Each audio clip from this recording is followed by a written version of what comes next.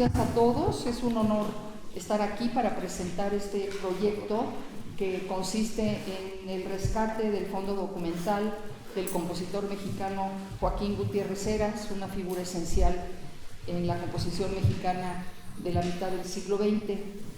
Me he permitido estructurar esta mesa temática de la siguiente manera. Primero, dedicaré unos breves minutos, porque creo que las presentaciones son en extremo interesantes, para que yo pierda un poco de minutos hablando de la biografía y de cuestiones que creo que podemos obviar o dar los mínimos datos.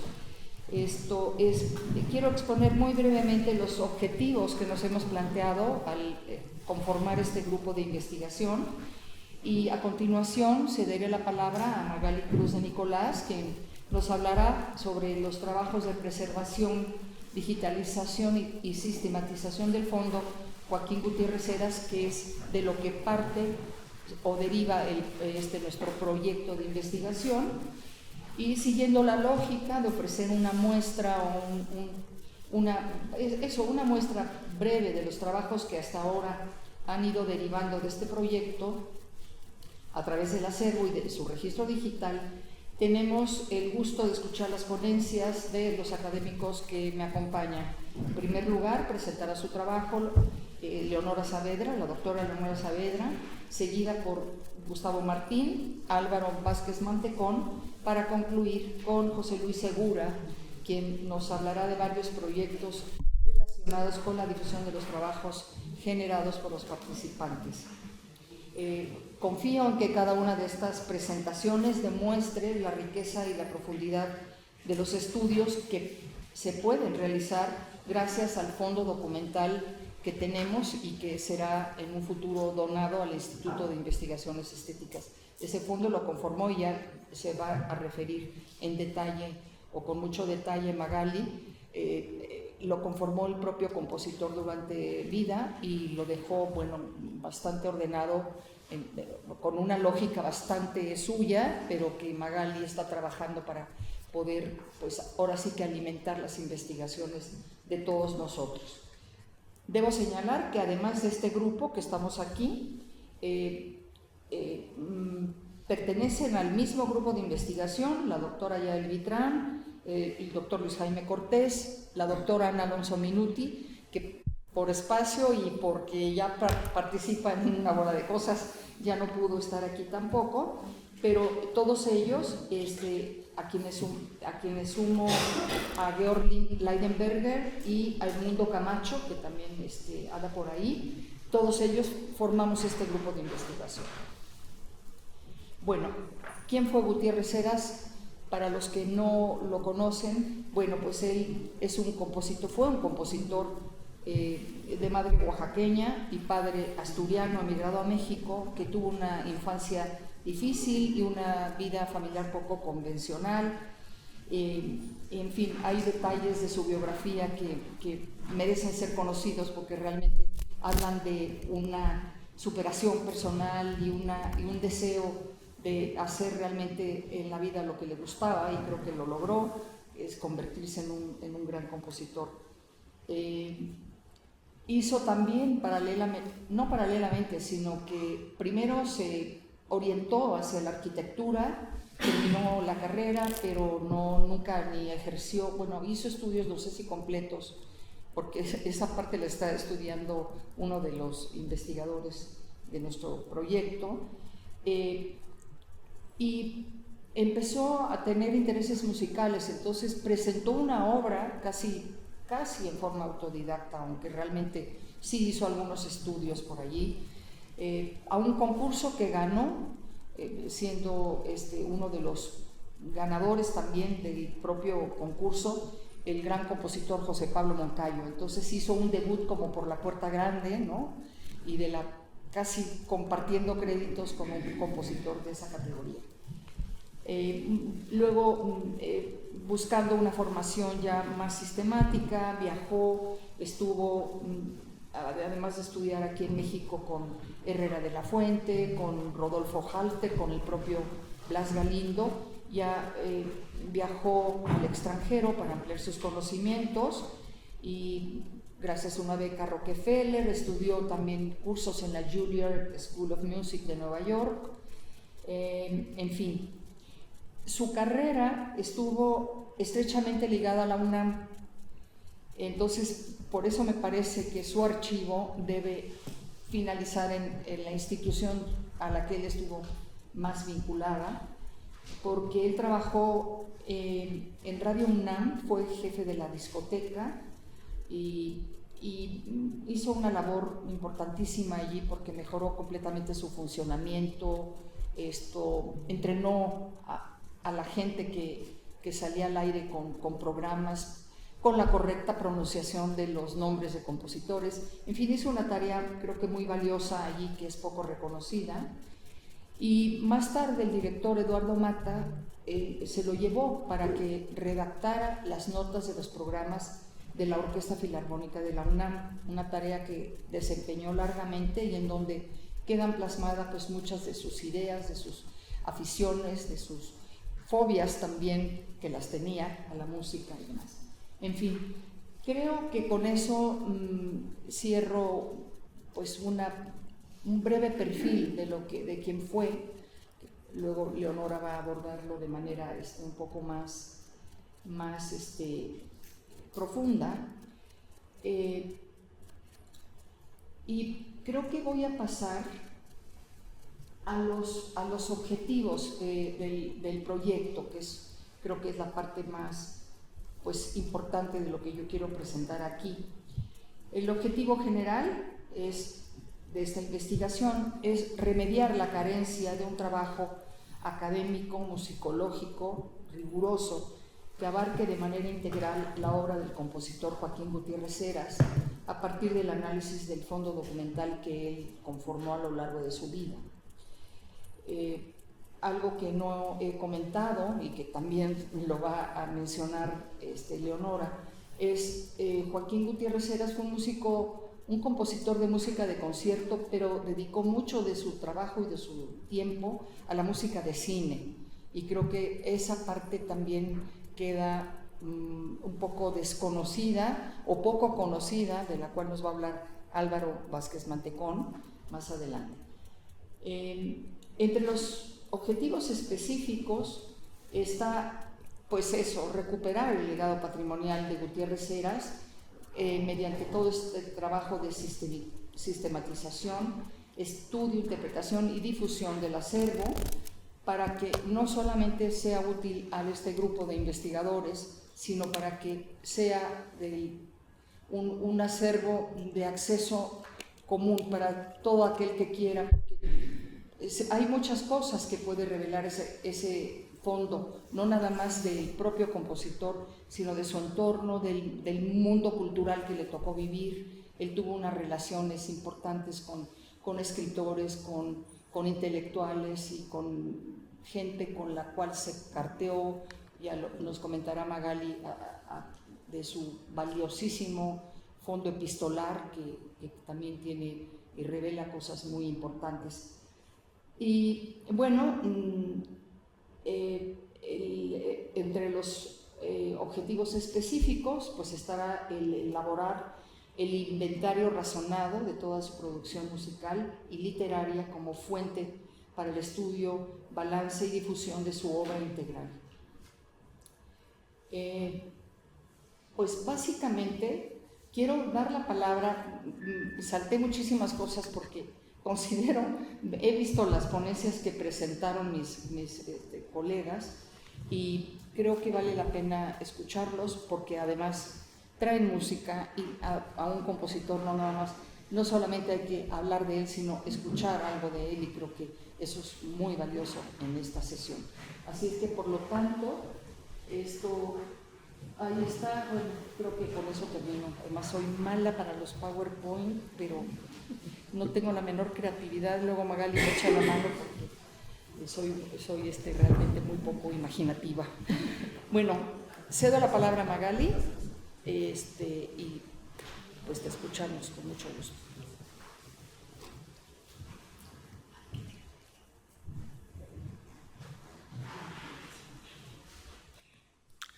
Hola, buenos días. Yo les voy a platicar un poco del plan de conservación digital para el Fondo Documental Joaquín Gutiérrez Heras y los criterios que hemos ido decidiendo para trabajarlo. En el verano de 2022, las doctoras Consuelo Carredano y Yael Vitrán me invitaron a participar en un proyecto para conservar y difundir el archivo personal musical, la siguiente por favor, del compositor mexicano Joaquín Gutiérrez Heras, a realizarse con el beneficio del Programa de Apoyo a Proyectos de Investigación e Innovación Tecnológica PAPIT en el Instituto de Investigaciones Estéticas de la UNAM.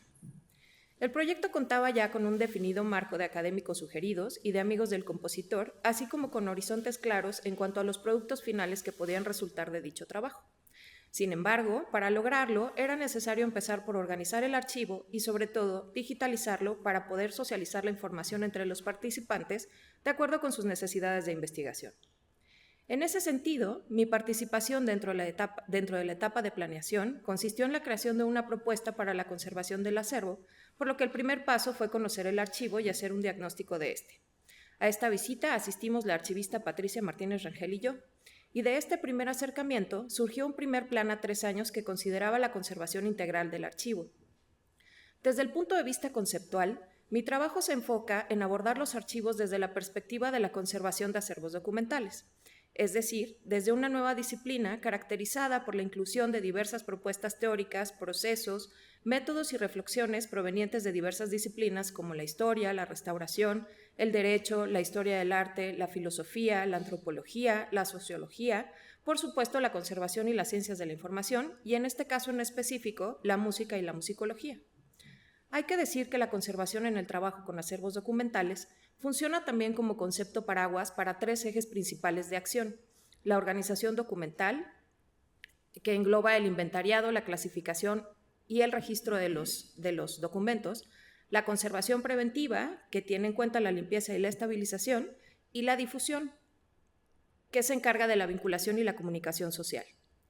En un inicio, presenté un plan que, si bien cubría estos 3 ejes, estaba mayormente enfocado a la conservación preventiva de los documentos, es decir, a realizar intervenciones menores de restauración, a crear y a sustituir guardas de primer y segundo nivel, a estabilizar todos los documentos y a llevar a cabo procesos de limpieza en seco, además de su digitalización. Sin embargo, este plan resultó no ser viable, dados los criterios de selección de proyectos del PAPIT, que excluían los alcances del plan en términos de conservación preventiva. No era posible adquirir materiales especializados de conservación ni contratar recursos humanos externos para realizar los procesos, por lo que tuve que hacer un replanteamiento. Optamos por realizar concretamente un plan de conservación digital que mantuviera solo algunos procesos técnicos obligatorios, como la limpieza superficial de los documentos, la eliminación de elementos metálicos y adhesivos y la sustitución de las guardas que estuvieran en muy mal estado. La siguiente, por favor. Dicho plan de conservación digital se proyectó a 3 años también y contempla 9 etapas. El análisis documental y la creación del cuadro general de clasificación, la limpieza y la estabilización de los documentos, la selección del material para digitalización, la organización documental, la creación de los metadatos, el escaneo de originales, creación y almacenamiento de objetos digitales, organización de objetos digitales y alimentación de la base de datos. También es importante señalar que, dado su carácter de archivo histórico y musical, este acervo merece atención especial para su digitalización. El plan no podía considerarse únicamente como un proceso de escaneo, sino como un proyecto de conservación integral. La siguiente, por favor. Por lo tanto, los principios, conceptos y etapas de actividades a realizar están basados en las recomendaciones para proyectos de digitalización de documentos publicadas por el Archivo General de la Nación, en la norma mexicana de acervos documentales y sus lineamientos para su preservación, publicada por la Secretaría de Economía, en los lineamientos de operación para la digitalización de bienes culturales y clasificación de objetos digitales en el INAH, en los lineamientos técnicos para la digitalización de materiales del patrimonio cultural de la Iniciativa de Lineamientos Digitales para Agencias Federales de Estados Unidos, así como en una combinación y adaptación de distintos campos proveniente de normas de descripción documental archivística, como la Norma Internacional de Descripción Archivística ISADG, y otras normas de estructura como MARC 21 y lineamientos de documentación musical como RISM. El proyecto completo presentado al PAPIT se tituló Rescate y estudio del fondo documental del compositor mexicano Joaquín Gutiérrez Heras hacia una difusión integral de su obra. Este proyecto incluye, entre otras actividades, la realización de un libro, eventos de discusión como seminarios internos, jornadas académicas y ciclos de cine, conciertos y, por supuesto, el plan de conservación digital que alimenta de información a todo lo anterior y que iré explicando a continuación. Valga decir que los trabajos iniciaron en enero de 2023. El Fondo Documental Joaquín Gutiérrez Heras fue conformado por este compositor a lo largo de su vida. Los documentos que lo conforman dan cuenta y testimonio de su persona y de su labor como compositor de música de concierto, de cine, de teatro y de danza, además de su trabajo como docente y como funcionario universitario, entre otras actividades también de su vida privada. La siguiente, por favor. Está compuesto por más de 3,000 documentos correspondientes a distintas tipologías documentales, como partituras editadas y manuscritas, correspondencia, programas de mano, carteles, documentos personales y administrativos, cintas de carrete abierto, discos compactos, cassettes, videos en formato VHS y DVD, fotografías, diapositivas, manuscritos y mecanoescritos, hemerografía, entre otros. Los recibimos dentro de 11 cajas de cartón, 9 de archivo muerto tamaño oficio y 2 de tamaños más pequeños. La siguiente, por favor. De manera general, el estado de conservación de los documentos es bueno. No presentan contaminación con hongos y son muy pocos los que tienen marcas de humedad. Encontramos algunos insectos muertos en las cajas y un par de arañas vivas, así como oxidación causada por elementos metálicos como grapas o clips y daños provocados por cinta adhesiva y roturas o faltantes. Para empezar a trabajar, lo primero que hice fue tomar en cuenta las observaciones del diagnóstico. La siguiente, por favor. Aunque los documentos ya no estaban en el orden original que les dio Gutiérrez Heras, fue muy interesante analizar cómo se encontraban distribuidas algunas de las tipologías. La correspondencia estaba contenida en carpetas de argolla, organizada por remitente y por año, aunque no por orden alfabético. En total había 7 carpetas, una de correspondencia institucional y 6 de correspondencia personal. La mayoría de las partituras estaban organizadas como si fueran expedientes, es decir, en un mismo sobre se encontraban casi todos los materiales que corresponden a un mismo título, y digo casi porque los documentos relacionados con cuestiones de derecho de autor se encontraban en una caja de madera aparte. A veces, en un mismo sobre había más de una pieza, sin que eso implicara que estuvieran relacionadas de alguna manera. Por otra parte, también encontramos hojas sueltas. La mayoría de los programas de mano, aunque no estaban organizados cronológicamente, por espacio o por evento, sí estaban en conjunto dentro de carpetas. Los textos que escribió para el radio, sus notas de música y de concierto y los textos de clase que preparó están engargolados. Además, hay un álbum de fotografías, cajitas con diapositivas y fotos enmarcadas. Estas relaciones entre documentos y criterios de ordenamiento utilizados por Gutiérrez Heras corresponden a los conceptos archivísticos de procedencia y orden original y marcan pautas importantes que deben reflejarse en el plan de conservación digital, es decir, la nueva colección debe de ser un espejo de los documentos físicos. La organización documental es un proceso que va más allá de la simple clasificación de papeles. Es un momento de reflexión sobre la naturaleza misma de los documentos, de su significado en el contexto del propio acervo, de los vínculos temporales y sociales que de ellos se desprenden y de los alcances que pueda tener la información en el futuro. De ahí la necesidad de contar con una perspectiva interdisciplinaria que permita establecer un puente entre el acervo y los usuarios finales, pero también de contar con personal capacitado para realizar esta tarea. No debemos olvidar que entre sus objetivos y metas, este proyecto tiene una función educativa y de capacitación para la comunidad universitaria participante y receptora de los productos a realizar, y que por lo tanto está enfocado en un usuario final que no necesariamente se dedica a la música. Así que fue necesario plantear 3 preguntas básicas. ¿Qué es un documento musical? ¿Qué es un archivo musical? ¿Y cuál es la diferencia entre este último y un archivo personal musical, categoría en la que cabe este fondo documental? Si bien existe la costumbre de llamar archivo a casi cualquier conjunto de documentos, existen características y definiciones desde la archivística, la bibliotecología y las ciencias de la información que los agrupan bajo distintas categorías y subcategorías. Históricamente, ha sido difícil definir a los archivos musicales dada su naturaleza, sus características específicas, los requerimientos de cada caso y las entidades, sobre todo institucionales, que los han conformado. Para hacerlo, normalmente se ha tomado como base para esta definición al documento musical, por lo que se concibe el archivo como el conjunto de este tipo de documentos, lo cual parece bastante obvio. Sin embargo, desde hace unas cuantas décadas, la archivística, la bibliotecología y la musicología han trabajado paralelamente para definir al archivo musical. A partir de las definiciones propuestas por estudiosos de la materia como Cabezas Bolaños, Montero García, Bagüés y González Lara, siguiente diapo, por favor. Actualmente se entiende al archivo musical como el conjunto de documentos.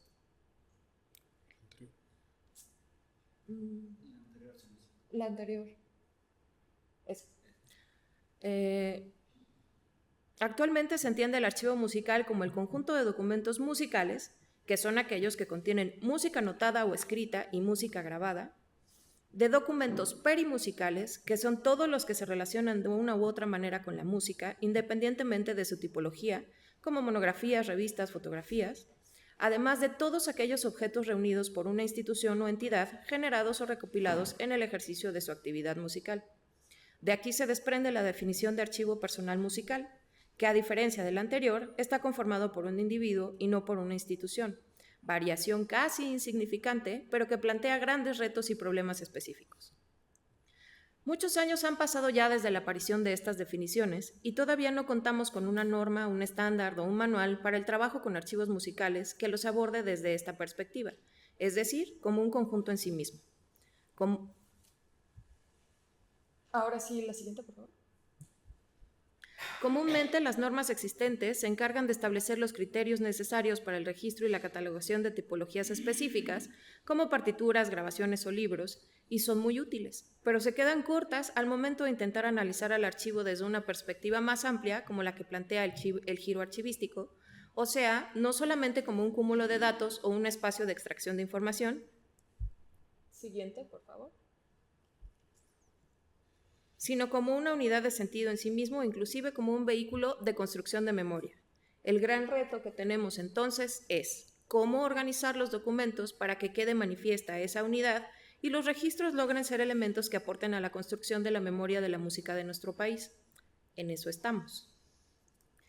El equipo de trabajo se conformó con becarias de la Facultad de Música de la UNAM y solamente una archivista con experiencia en fondos musicales que nos acompañó durante los primeros 6 meses del proyecto. Iniciamos las actividades en el cubículo de la doctora Carredano en el Instituto de Investigaciones Estéticas. Después del diagnóstico, revisamos el material para conocer de mejor manera al compositor y así poder determinar las secciones y series que conformarían el cuadro de clasificación, así como las colecciones existentes en el fondo. Siguiente, por favor. ¿La que sigue? ¿Una más? Gracias. Para esta etapa del proyecto fue fundamental la lectura del libro de la doctora Carredano, Joaquín Gutiérrez Heras, La poética de la libertad, ya que los textos ahí reunidos nos mostraron las distintas facetas, actividades y roles que el compositor desempeñó a lo largo de su vida. Siguiente. Hasta el momento, ya que sigue en construcción, el cuadro de clasificación cuenta con 10 secciones y 39 series documentales. Entre estas secciones y series se encuentran todos los documentos específicamente de archivo, que tienen que ver con correspondencia, documentos administrativos, personales y credenciales y todo lo que tiene que ver específicamente con la parte de archivo. Y se han identificado también 6 colecciones: partituras, grabaciones, fotografías, notas periodísticas, programas de mano y postales. Siguiente, por favor. La siguiente etapa consistió en la limpieza superficial de los documentos y el cotejo de un inventario anterior existente que había realizado una alumna de la doctora Carredano. Idealmente, en la documentación y en la archivística, la conclusión de cada etapa es un requisito para poder pasar a la siguiente. Pero en un plan como este, que parte de una concepción interdisciplinaria con necesidades apremiantes en cuanto a la búsqueda y sistematización de la información, el camino no puede ser lineal. Así, la naturaleza del proyecto nos ha llevado a adoptar un enfoque creativo y flexible, donde las etapas se entrelazan y se adaptan a las necesidades que van surgiendo en tiempo real. No sobra decir que este tipo de gestión conlleva algunas desventajas, como modificaciones en la planeación, avance irregular en las etapas, trastornos en el manejo del tiempo y una visión parcial del conjunto documental. En este sentido, las etapas que debieron seguir eran la clasificación de los documentos, su registro en la base de datos, la redacción de los metadatos, la digitalización y la creación de los archivos digitales. Sin embargo, una de las prioridades del proyecto ha sido contar con material digitalizado para que los académicos participantes tengan información para llevar a cabo sus propias investigaciones, por lo que de inicio el plan tuvo que considerar la digitalización de documentos como actividad simultánea a otros procesos. Esto implicó decisiones y cambios importantes, como el traslado de la operación a un espacio más grande, visto que la necesidad inmediata era la digitalización de la correspondencia y de algunas partituras.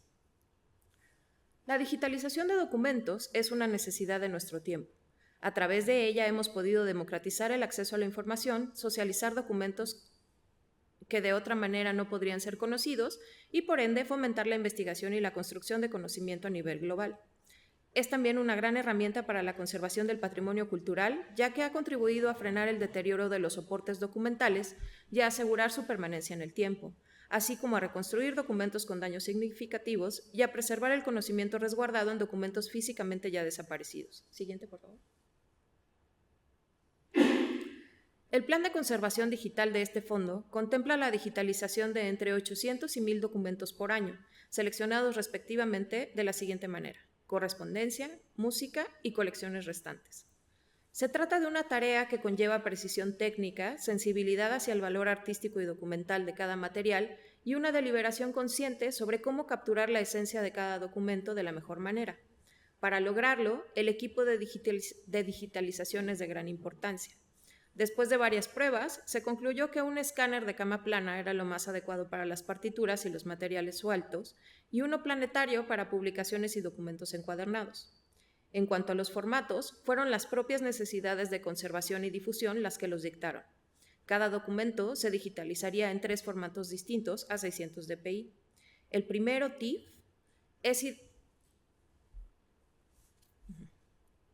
es ideal para archivar e imprimir imágenes de alta resolución, dada la calidad de la información que guarda. Además, el hecho de que pueda comprimirse sin pérdida de información ni afectación en la calidad de la imagen lo hace adecuado en términos de conservación. JPG, que es un formato de archivo de imagen ideal para compartir imágenes grandes en archivos pequeños, ya que trabaja con un algoritmo de compresión con pérdida, lo que implica la desaparición de información innecesaria. Es ideal para ser usado cuando no se necesita mucha calidad en las imágenes, como en visualizaciones en pantalla o en web, y PDF con OCR, que es un formato de archivo universal que mantiene la apariencia del documento original. Al ser un documento en formato portable de difícil modificación, puede ser fácilmente compartido y consultado sin que sufra alteraciones, ideal para ser socializado entre la comunidad académica. Como se puede ver, la decisión de usar estos formatos responde tanto a razones técnicas como a una visión más amplia sobre la distribución, el uso y el alcance de la información. Como parte de los criterios establecidos, se decidió que se digitalizaría a color un solo ejemplar de cada documento, independientemente de la existencia de varios ítems en el fondo, a menos de que estos tuvieran anotaciones. En el caso de las fotocopias, se digitalizan únicamente cuando son el único ejemplar existente de un documento o cuando presentan anotaciones. Los detalles del estado de conservación, como roturas o faltantes, son claramente visibles en las imágenes digitales. Sin embargo, cuando hay presencia de dobleces o arrugas en el soporte, se corrigen levemente antes de digitalizarlos, por lo que pueden no ser fácilmente perceptibles en el archivo resultante. Esto con la intención de facilitar la comprensión y la lectura de la información. Ninguna imagen cuenta con retoque digital. Por último, como mencionan las recomendaciones para proyectos de digitalización de documentos del AGN, crear metadatos de calidad es componente clave para la gestión responsable y la preservación a largo plazo de los archivos digitales. Sin ellos, las imágenes digitalizadas no pueden considerarse de alta calidad, por lo que se generarán metadatos descriptivos, técnicos, estructurales, administrativos, de preservación, de derechos de autor y de equipo de digitalización para la correcta identificación de cada imagen y archivo digital creado.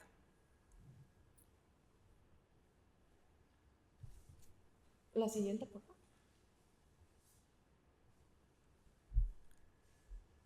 Reflexionar sobre el proceso de creación de una base de datos para un archivo musical nos lleva a considerar no solo las decisiones técnicas, sino también las implicaciones más amplias que éstas conllevan. Al inicio, se planteó la creación de una base con 9 campos mínimos obligatorios de descripción documental en formato Excel por ser un programa práctico, accesible y de fácil migración. Sin embargo, surgió la oportunidad de realizar el registro directamente en la plataforma virtual del Instituto de Investigaciones Estéticas, conocida como ATOM. Este cambio de dirección implica, por una parte, una descripción documental más rica, ya que los materiales se registran con la Norma Internacional General de Descripción Archivística ISAD-G, y por otra, una mejora en el acceso y la eficiencia de las consultas. Eso sí, la transición hacia el uso de una norma mucho más compleja como esta plantea también el reto de la capacitación. Las becarias, que son parte fundamental de este proceso, se convierten entonces en piezas clave para la narrativa del fondo documental. Con la capacitación, no solo se les está proporcionando una herramienta técnica, sino también una comprensión integral del contexto y del contenido de los documentos, misma que se verá reflejada en los registros. La siguiente, por favor.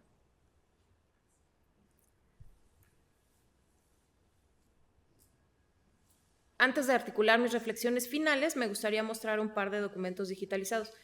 ¿Están en la USB?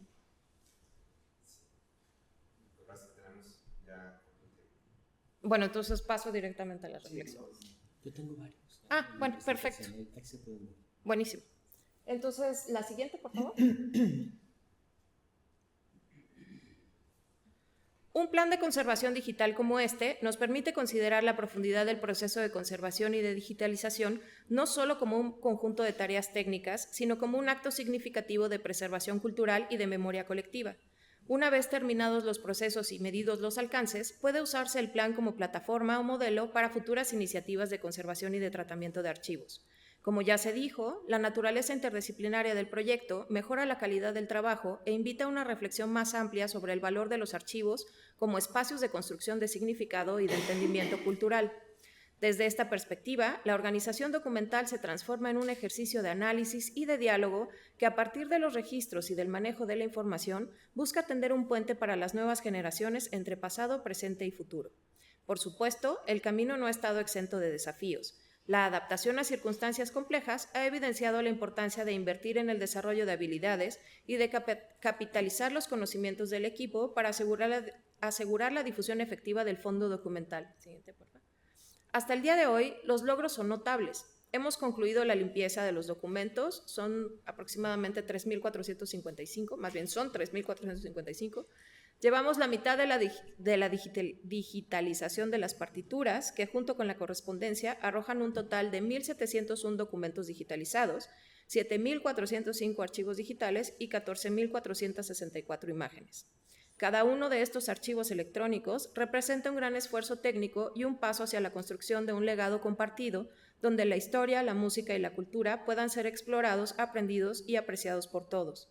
A medida que avanzamos en la organización y la digitalización del Fondo Documental Joaquín Gutiérrez Heras, nos enfrentamos a la responsabilidad de garantizar que cada documento se conserve adecuadamente y se convierta en un vehículo para la educación, la investigación y la apreciación de la música como elemento vital de nuestra herencia cultural.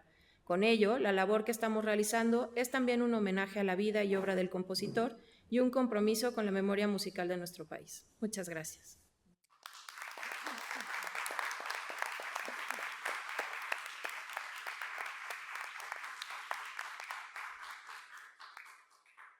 Damos ahora la palabra a Leonora Saavedra.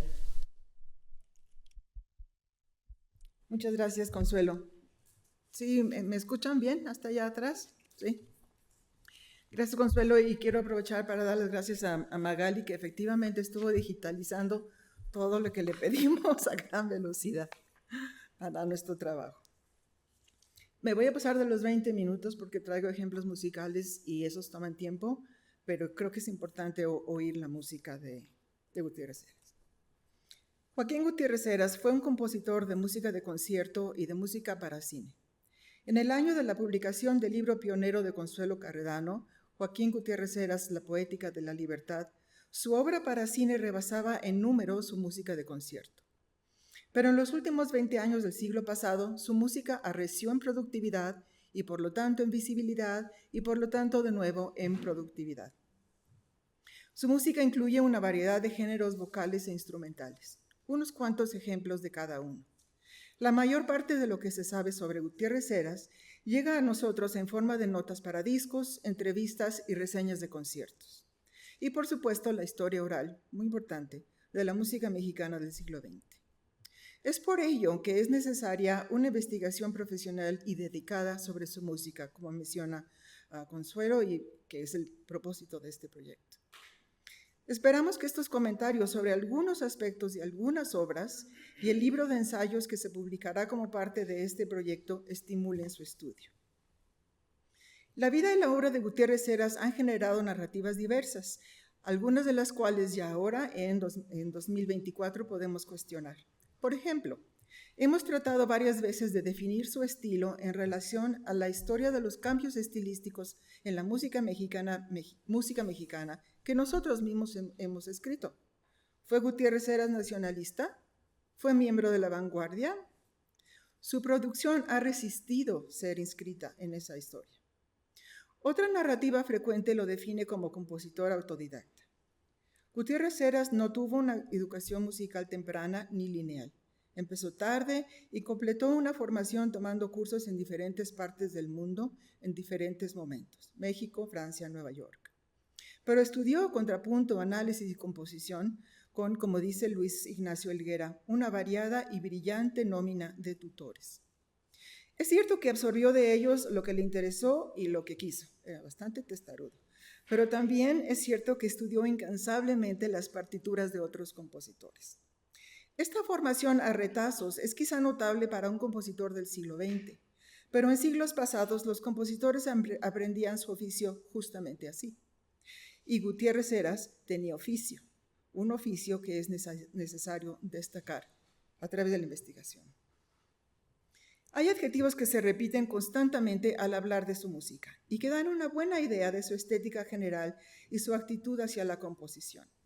Se ha dicho que por preferencia, por integridad y honestidad intelectual, o por su obsesión de pulir y hasta revisar repetidamente sus obras de concierto, su catálogo es compacto, depurado, breve pero variado. Estas características se extienden a sus decisiones estéticas. Se dice que su obra es exacta, de gran economía de medios, sobria y concisa en su expresión. Además de su preferencia personal por la atonalidad, la modalidad y la polifonía, su obra incluye ejercicios de estilo en los que Gutiérrez Heras reinterpreta géneros y estructuras tradicionales de manera personal. Uno de los primeros textos que recalcan el trabajo motívico sumamente económico de Gutiérrez Heras es la reseña de Esperanza Pulido del estreno del Divertimento para piano y orquesta de 1949, que mencionaba Consuelo antes. Pulido nos dice, cito, «Nótase en este divertimento bastante unidad. Sus tres movimientos están ligados por elementos comunes como el tema principal del allegro, que se escucha varias veces en el transcurso de la obra, sincopado y decidido, y el múltiple dibujo en semicorcheas del mismo primer movimiento usado con diversas vestiduras». Fin de cita.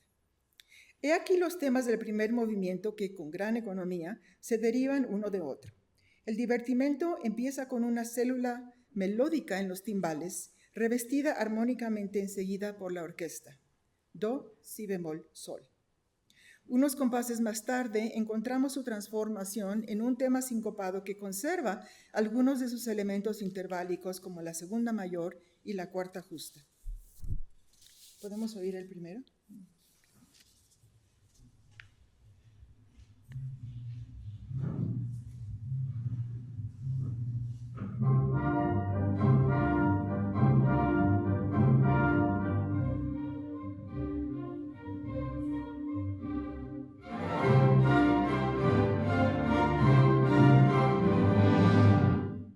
Gracias. Esta transformación sincopada y otros elementos posteriores son la causa de, como dice Pulido, el sabor de jazz que tiene la obra. Se podría decir más, pero no hay tiempo. El segundo tema, que siguiendo la tradición es más lírico que el primero, está hecho de los mismos elementos interválicos, con un ritmo que se convertirá más tarde en abierta síncopa. El divertimento muestra efectivamente un trabajo interválico de gran economía de medios. Por otro lado, quisiera mostrar un pasaje en el desarrollo donde la preferencia de Gutiérrez Heras por la polifonía arrebata, por así decirlo, el discurso. Aquí tenemos el motivo en semicorcheas que menciona Pulido en aumentación y dando pie a un tejido polifónico.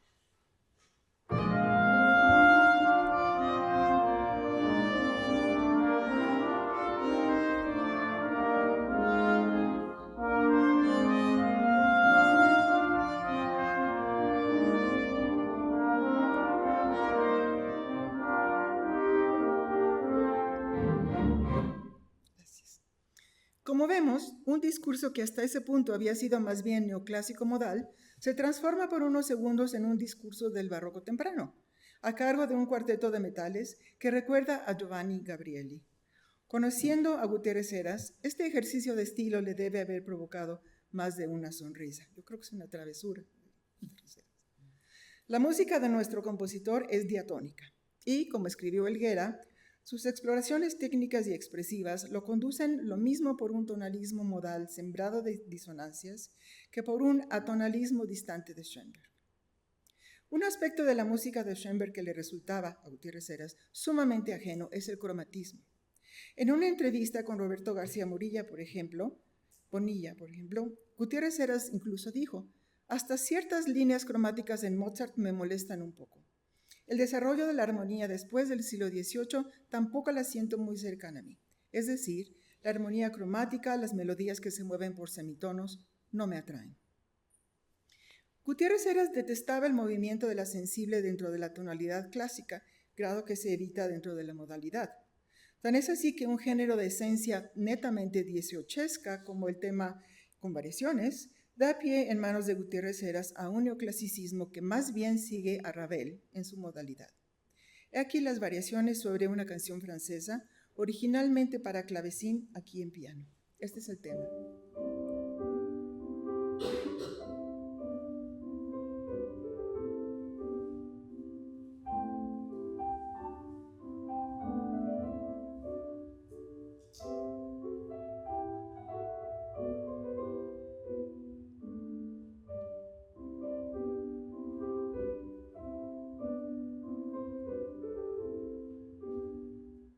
Gracias.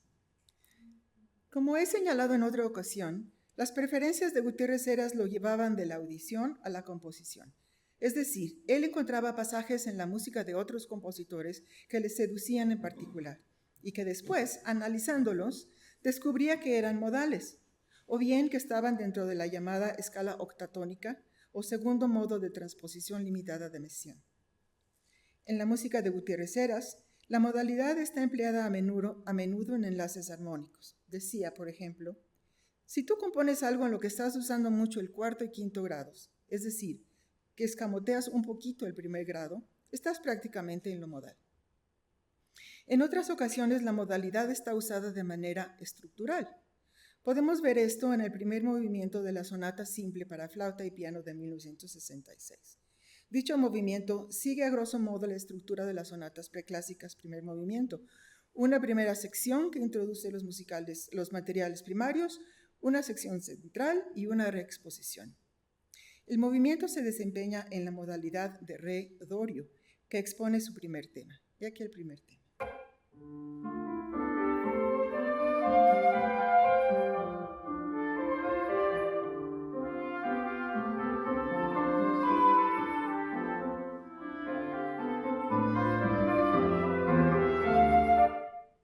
Gracias. Al terminar la sección de desarrollo, como sabemos, existe la convención de crear tensión dramática por medio de un acorde de dominante que conduce a la reexposición en la tónica. Gutiérrez Heras reinterpreta esta convención y usa en su lugar un cambio melódico súbito al modo frigio, el modo sombrío por excelencia, para llegar por semitono descendiente al luminoso dorio e iniciar la reexposición.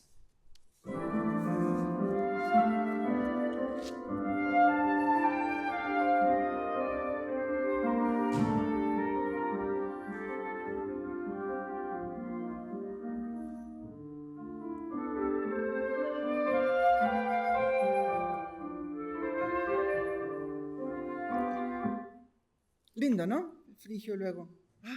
Dorio. En su comentario al estreno de la obra orquestal Ludus Autumni de 1992, Eduardo Soto Millán afirmó que Gutiérrez Heras pone de manifiesto una vez más su preponderante preocupación por la forma, exposición, desarrollo, conclusión, así como el libre uso de ciertos centros tonales.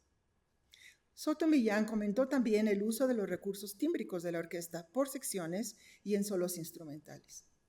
En esto coincide Helguera, quien hace hincapié en los aspectos emotivos de la obra. Dice Helguera: La rica y equilibrada orquestación y la pulcritud de la escritura instrumental resaltan la misteriosa atmósfera casi objetiva, las tensiones dramáticas, la capacidad para crear un clímax de gran impacto sonoro y emotivo, para después deshacer todo en la serenidad. Escuchemos el clímax final en Ludus Autumni. Dicho clímax está creado a la Stravinsky, a base de ostinatos en capas instrumentales de diversidad tímbrica, a veces homofónicas y a veces imitativas.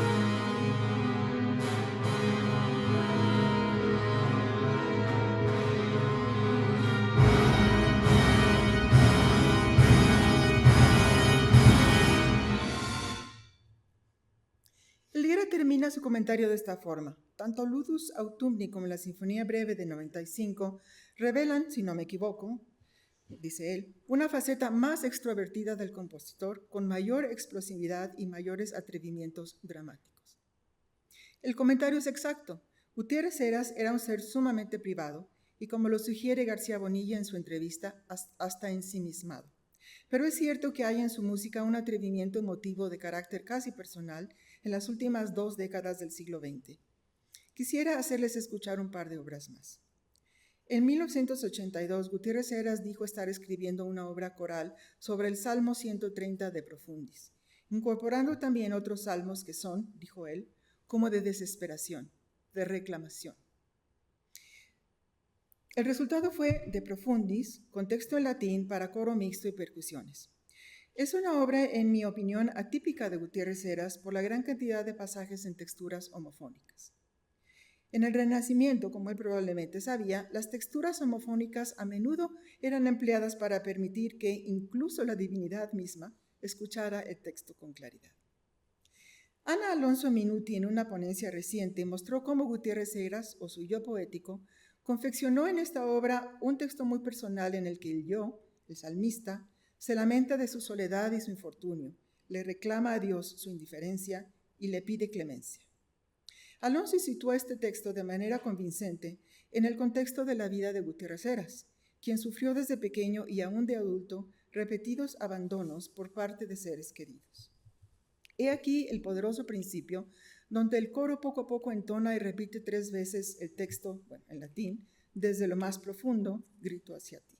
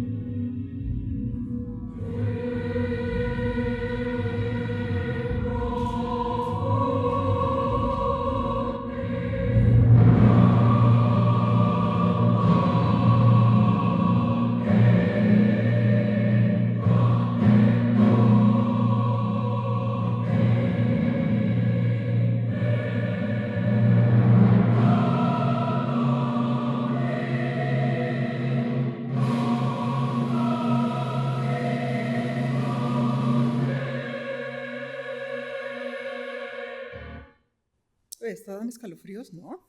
¿Verdad que sí? Sí. En el tercer movimiento escuchamos lo que Alonso considera el clima de la obra. Aquí las voces bajas declaman el versículo 8 del Salmo 31, que dice, me he vuelto un extraño para mis semejantes y un desconocido para los hijos de mi madre. Mientras que las voces altas, en fortísimo, claman misericordia, miserere mei. El coro entero continúa en su registro más alto con las palabras, apiádate de mí, Señor, pues estoy muy angustiado. La pena ha consumido mis ojos, mi alma y mis entrañas.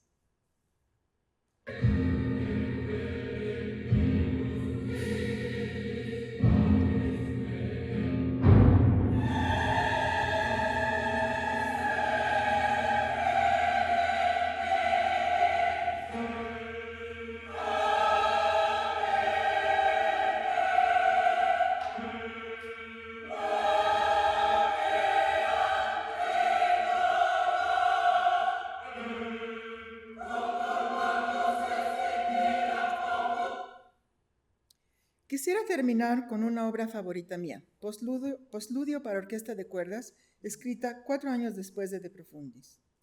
De acuerdo a una comunicación oral de Jorge Torres, amigo íntimo del compositor, Gutiérrez Heras había imaginado que el director Eduardo Mata, también amigo, dirigiría esta obra en un homenaje fúnebre por su muerte, es decir, la de Gutiérrez Heras. Irónicamente, Mata murió trágicamente antes que Gutiérrez Heras y el postludio fue interpretado en vez en un homenaje fúnebre a dicho director. Postludio, obra que yo considero, podemos pensar, es personal en cierto modo, contrasta con De Profundis por su lirismo y su polifonía constante. Podemos observar en ella muchos de los recursos musicales que están en el centro mismo de la imaginación creativa de Gutiérrez Heras. Por ejemplo, su preferencia por las melodías basadas en terceras menores que se vuelven sobre sí mismas y por la imitación estilo renacentista, es decir, imitación real, no tonal. Este es el principio.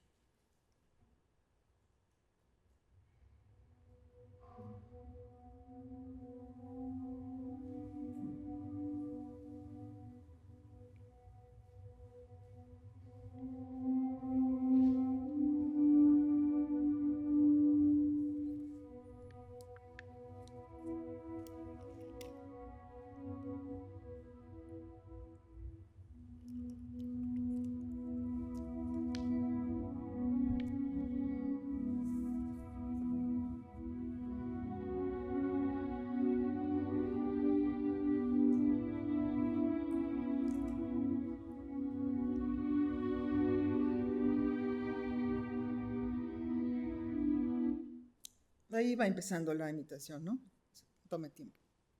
En el siguiente ejemplo observamos lo siguiente. Su interés en la escala octatónica, en las segundas mayores y los tresillos como figura rítmica, y en el intervalo disonante del tritono en un tejido de ostinatos a destiempo.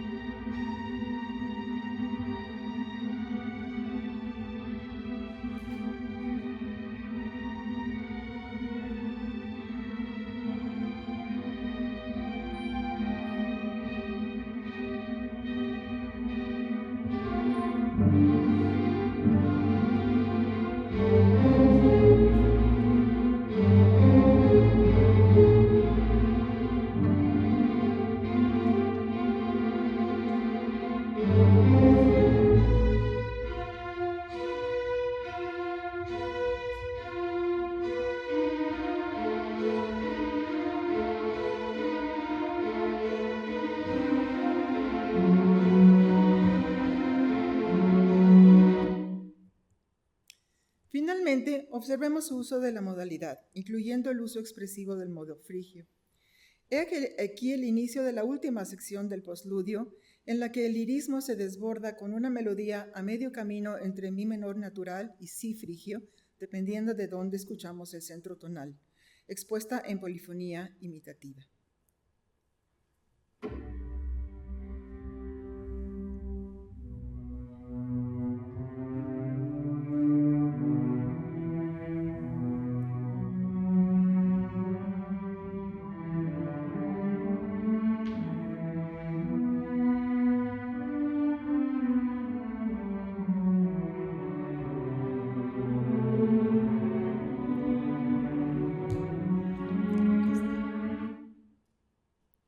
Todo ello finalmente llega a un redentor acorde de quintas abiertas sobre re para terminar la obra. Estamos en paradiso.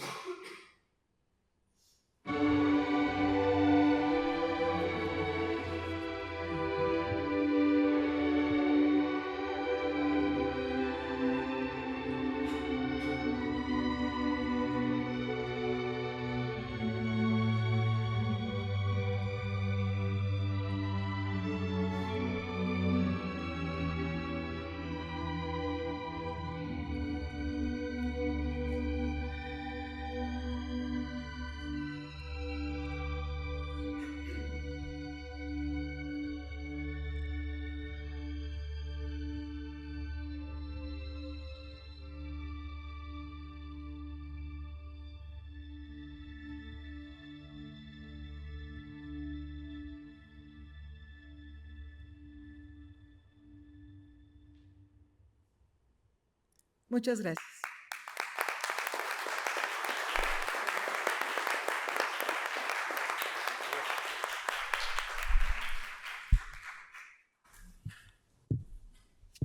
A continuación, vamos a escuchar al doctor Gustavo Martín. Gracias.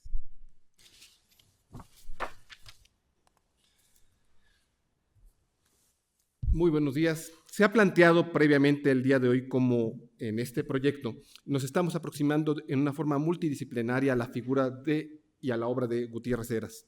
Cada uno de los participantes está observando a nuestro compositor desde un punto de vista particular. Esto ha permitido que intercambiemos perspectivas de nuestro tema, fortaleciendo con ello nuestro enfoque general. Quiero aprovechar los minutos con los que cuento para presentarles las rutas en las que estoy elaborando dentro de este proyecto. La primera ruta tiene que ver con el ámbito editorial. Allí estoy vinculado a lo que está trabajando mi colega José Luis Segura, aquí presente, y que detallará en su actividad más tarde. La segunda ruta tiene que ver con mi especialidad como intérprete, que es el violonchelo, y las peculiaridades del discurso melódico de Gutiérrez Heras. Iniciaré abordando el tema editorial. Es bien conocido que la publicación formal de la música de concierto en México ha sido muy limitada. Si bien contamos con un acervo enorme de obras de compositores mexicanos, hubiera sido deseable que contáramos con una actividad editorial mucho más amplia y sólida. En las décadas pasadas, mucho de lo que se ha realizado corresponde a materiales que ofrecen una captura básica de la música, con un dibujo musical limpio de las composiciones, pero no una edición crítica con los estándares que ya son norma, al menos en el siglo actual. La música de Gutiérrez Heras ha padecido en particular las limitaciones de la industria editorial musical y del medio cultural mexicano en lo general. De hecho, varias de las obras de Gutiérrez Heras han sido publicadas como facsímiles, gracias a lo cuidadoso que siempre fue este autor al momento de realizar sus manuscritos, y esto es probablemente parte de su formación como arquitecto. Pero las bellas cualidades de estos manuscritos no deberían limitar la labor de editar esta música con estándares modernos. De allí que parte de mi trabajo en el proyecto se encamina a lograr la edición crítica de dos obras de este compositor. La primera pieza que será editada será La Fantasía para violonchelo y orquesta, obra compuesta en el año 2005 y que junto con el Divertimento para piano y orquesta de 1949, que fue revisado en 1980, son las dos únicas obras para solista con ensamble del compositor. En particular, La Fantasía para violonchelo es un ejemplo de la escritura tardía del compositor, estructurada en un solo movimiento. La obra funciona en lo interno a partir de varias secciones que contrastan por su sonoridad, su carácter y su lenguaje. Más allá de la amplia orquestación para que fue escrita, esta pieza evidencia la claridad lograda por el compositor en cuanto al lenguaje musical. Este es el manuscrito de la Fantasía. En el violonchelo encontramos un discurso contundente desde el inicio de la obra. El solista funciona como un narrador de gran osadía frente a un contexto sonoro de la orquesta. La obra fue comisionada y estrenada por el violonchelista mexicano Carlos Prieto en el año 2005. Fue estrenada en Estados Unidos y pues fue grabada en México por la Sinfónica de Jalapa con el mismo solista y el director, con su hijo Carlos Miguel Prieto. En su momento, la obra fue capturada en un programa de notación musical para producir una partitura y las partes orquestales con las que se estrenó la obra. Sin embargo, esta versión de la pieza tiene múltiples descuidos gráficos, así como erratas de captura de la información. La notación de la partitura es sumamente pequeña y la definición de la imagen es baja. Ustedes podrán ver, por ejemplo, aquí a la izquierda abajo cómo se tuvieron que corregir para el arpa las claves. Faltan los trémolos allá arriba para los violines primeros, y eso se encuentra en todas las hojas de esta partitura, ¿no? Podrán observar en este fragmento diversos problemas gráficos, pero sobre todo existe una perspectiva poco funcional del documento y es lo que queremos corregir. Podemos poner el audio que viene en el siguiente. Este es un ejemplo de lo que va a ser la parte de cello de la edición.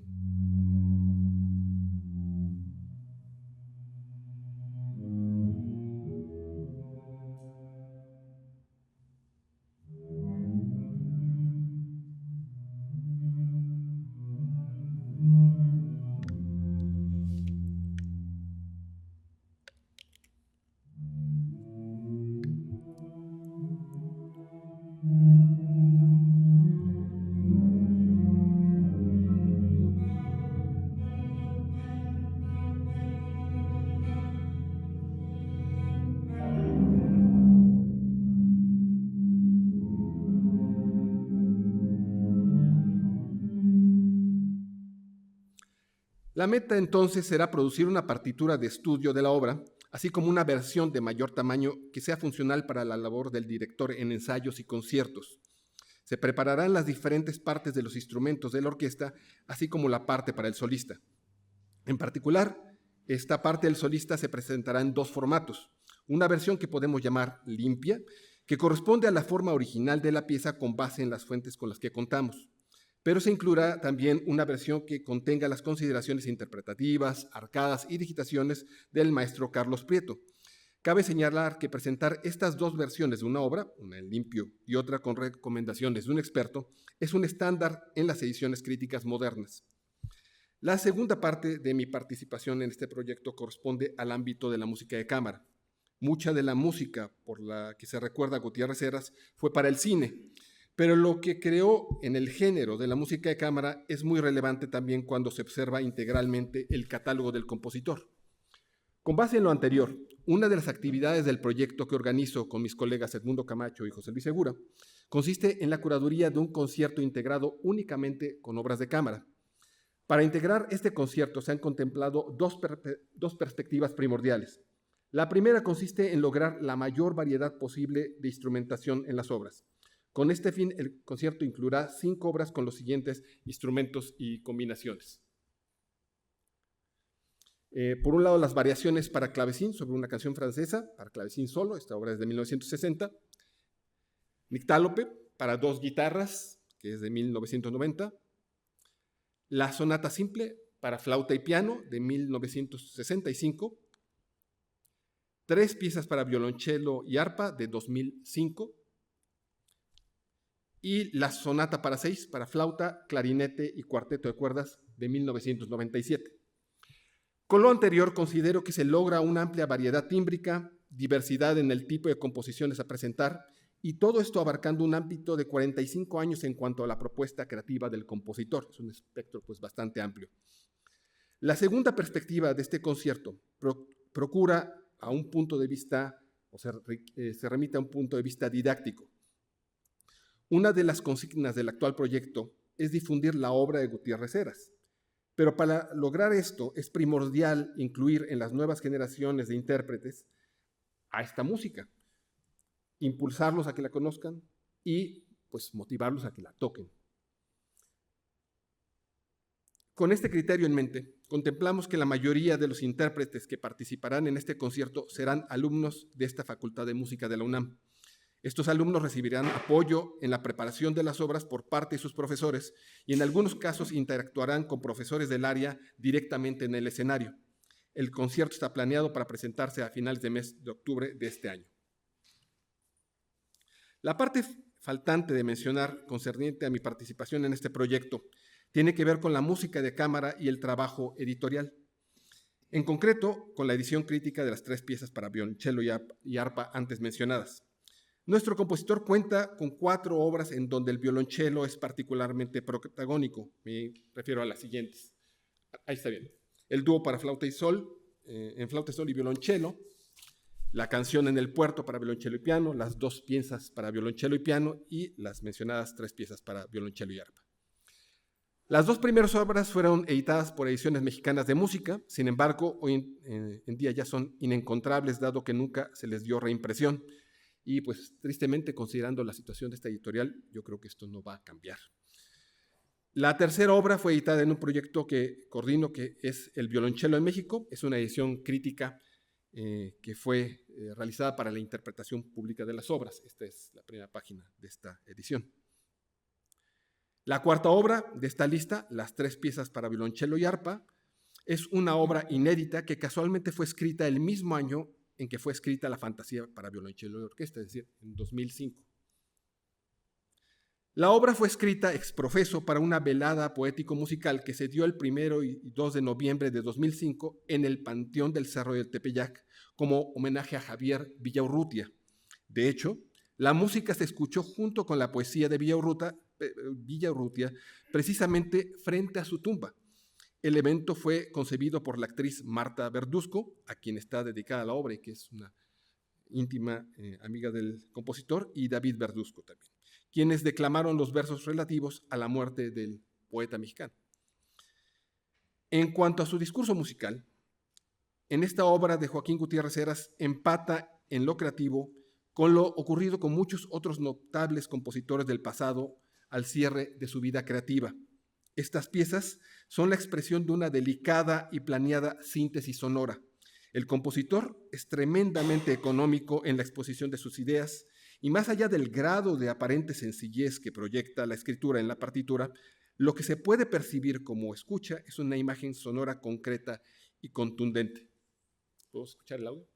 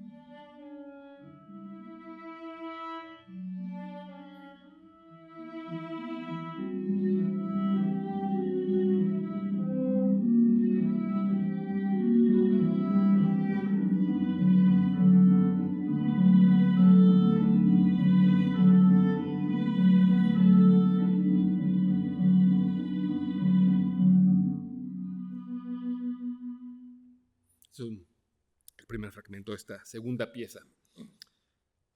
Lo relativo a esta obra para violonchelo y arpa, así como a otras dos obras para violonchelo y piano, es lo que habré de desarrollar en el capítulo de un libro, que será también resultado de este proyecto de investigación que hoy presentamos y que coordina mi estimada colega, la doctora Consuelo Carredano.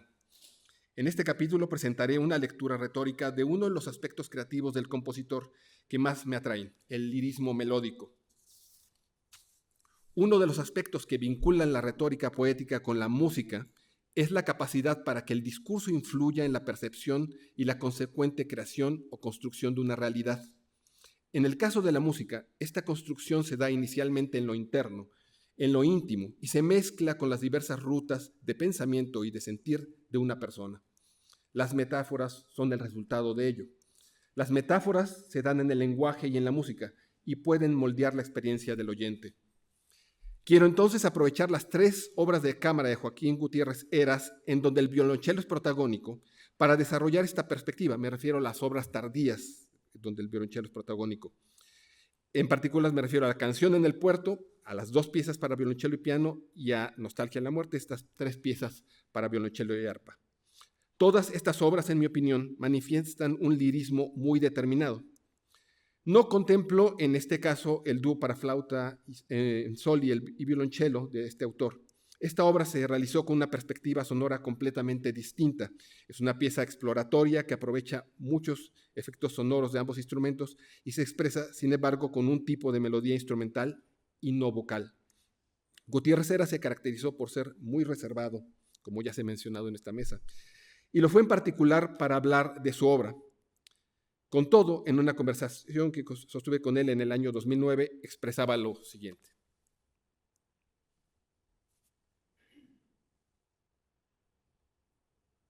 A mí me parece que el cello realmente, pues, en general los instrumentos de cuerda, pero sobre todo el cello, pues son instrumentos cantantes, pero pueden hacer cosas un poco más, un poco menos cantantes, digamos, pero me parece que su voz natural es un poco eso, ¿no? Es decir, yo me tendría que casi ponerlo como problema de hacer una pieza para cello que tuviera, bueno, que no fuera tan lírica, digamos. La cosa de la fantasía concertante que dice acá el Pedro, la de cello, porque hay partes más, menos cantantes, digamos, ¿no? Pero yo creo que principalmente sí el cello es una cosa que me parece que si no está uno haciendo algo cantando, como que está desaprovechando el instrumento.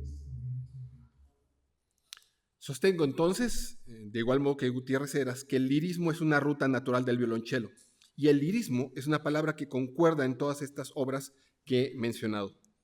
Como señala Nicholas Cook, en la música las palabras funcionan ya que participan construyendo una realidad, no siendo solo un reflejo de esta.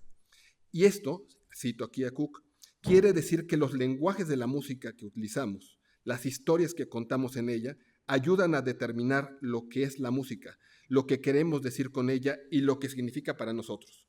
Por eso, mi énfasis en el lirismo. Yo creo que Gutiérrez Heras, al igual que muchos compositores en la segunda mitad del siglo XX, lo que va al siglo XXI, tuvo el deseo de expresar un discurso lírico, pero requirió interactuar o incluso lidiar con una diversidad de perspectivas y planteamientos que cuando menos no promovían la idea o la conveniencia de la búsqueda de la melodía lírica. La disyuntiva entre lo vocal y lo instrumental tiene andado un buen tiempo. Dentro del desarrollo del romanticismo existió la disputa entre dos formas de apreciar la música. Por una parte, teóricos como Hanslick propugnaron por una división entre la música instrumental y la música cantada, fuese el lied o la ópera, enfatizando una concepción que podemos llamar formalista, que contempla obras puras que se construyen a partir de estructuras tonales y que no tienen relación o no se remiten a elementos externos. La oposición se da de modo directo con el género de la canción, donde la música no solo se remite a la poesía, sino que se empalma con ella en un resultado concreto de amalgama sonora. Como menciona Leo Teitler, y aquí cito, reducido a los términos más simples, la postura del formalismo es que lo contenido en la música no es otra cosa que notas, sea en modo escrito o de manera sonora, y sus patrones. Y que el entendimiento de la música, es decir, su significado, se da entendiendo esos elementos y estos patrones. Hasta aquí la cita. En mi texto en este libro, con base en la música de Gutiérrez Heras, argumentaré en sentido contrario a esta postura formalista, valorando lo lírico como metáfora y como imagen representativa. También revisaré con esto cómo forma parte de un proceso creativo de la interpretación en el contexto de la expresividad musical.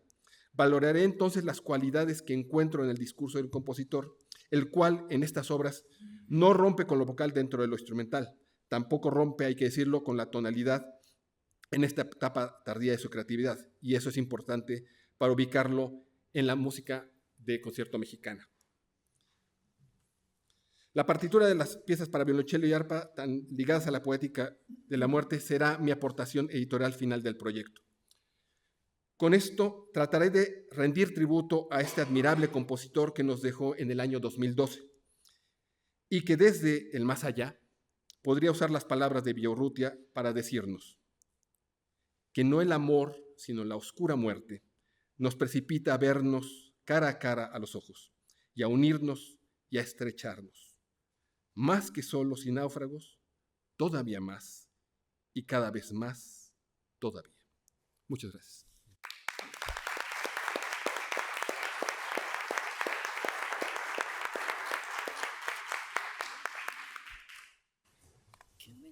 Bueno, toca el turno de Ana Velázquez Mantecón. Gracias, buenas tardes. Quisiera comenzar agradeciendo a Consuelo Carredando por haberme invitado a formar parte de este proyecto y a Magali Cruz por la maravillosa investigación documental de la que se ha nutrido esta investigación que inicia.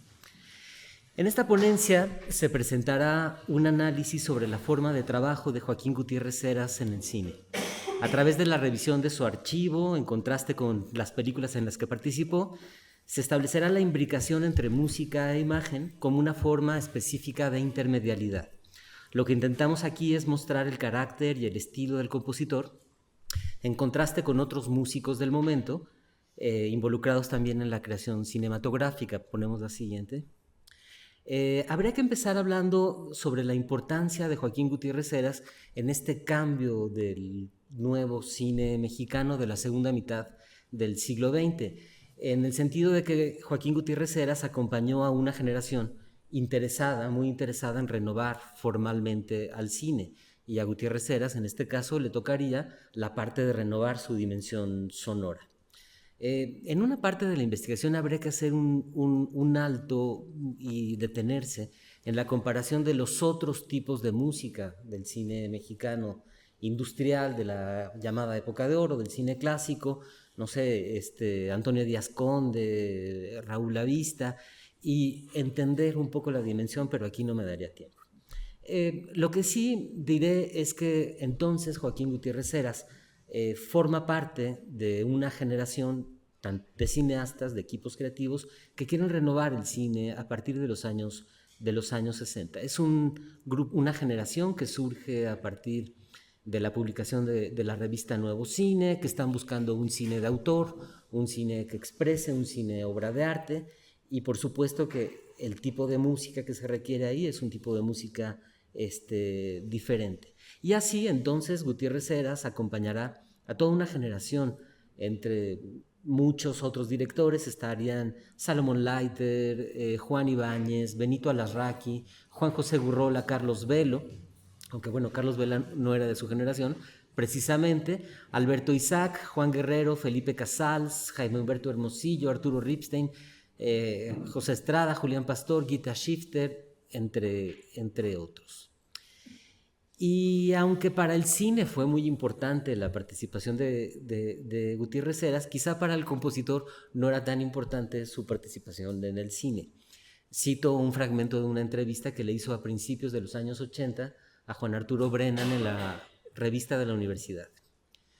Debo decirte, cito a Gutiérrez Heras, que esta clase de música se compone para ganar dinero. Ahí no expresas la música que tú quieres, sino que estás realizando un trabajo de encargo, como un pintor al que se encarga una escenografía de una obra de teatro o de un ballet. Fin de la cita. También decía en la entrevista que no solía haber un lenguaje musical común en los directores de cine. Cito a Gutiérrez Heras de nuevo. Usualmente los directores no saben mucho de esto. Déjame ponerlo así en general. Prefiero trabajar con directores que no saben lo que quieren, porque los que sí saben, o bien te ponen una música que a mí me parece atroz, o bien recurren a ti porque no les permiten poner discos. Es decir, son gente que si pudiera poner discos en sus películas, los pondrían con gran entusiasmo, desde Bach hasta Rachmaninoff, Debussy, Stravinsky. Cuando un director me dice, quiero una música que sea como tal y como cual, a mí se me quitan las ganas de hacerla. Hubo un director que me dijo, quiero una música como esta, y me puso un disco. Creí que se refería al estilo, porque era una música bastante de vanguardia, pero no, quería que sonara exactamente igual. En este caso deberían de hacer lo que hacía Kubrick, que mete la música que quiere meter y paga los derechos. Esto aquí se ha hecho también. En La Pasión según Berenice, Jaime Humberto Hermosillo de plano metió un disco de Mahler, se pagaron los derechos y ya. Yo también escribí música original para esta película, pero la gran escena final, como recordarás, está acompañada por la música de Mahler. Y abre un paréntesis, por cierto, con Hermosillo me entiendo bien, porque él comprende lo impertinente que puede ser la música en el cine, y yo diría que me gusta el tono de sus películas. Ponemos la siguiente lámina. A pesar de las reticencias de Gutiérrez Heras, a mí me queda claro que invertía una gran creatividad en la música de cine y había veces que le hubiera gustado difundirla. En la citada entrevista a Juan Arturo Brennan, Gutiérrez Heras comentó que se había enterado por algún amigo que en alguna tienda de discos había gente que iba a pedirle el disco de la música de la película Olimpiada, dirigida por Alberto Isaac. Aunque desgraciadamente esa práctica de producir un disco al mismo tiempo de la película no existía en México, comentaba Gutiérrez Heras.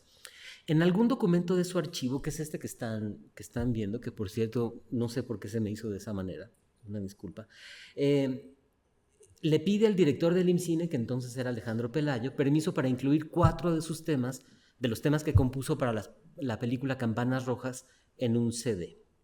Entonces, la idea de esta ponencia es entender un poco la metodología de su trabajo. No se trata de hacer una revisión exhaustiva de la labor de Gutiérrez Heras en el cine, porque son más de 20 largometrajes, más películas, 20 largometrajes, porque para eso se necesitaría un libro. Lo que me importa es saber cómo concebía su música en el cine, la posibilidad de utilizar algunos documentos del archivo para comprender la dinámica de trabajo.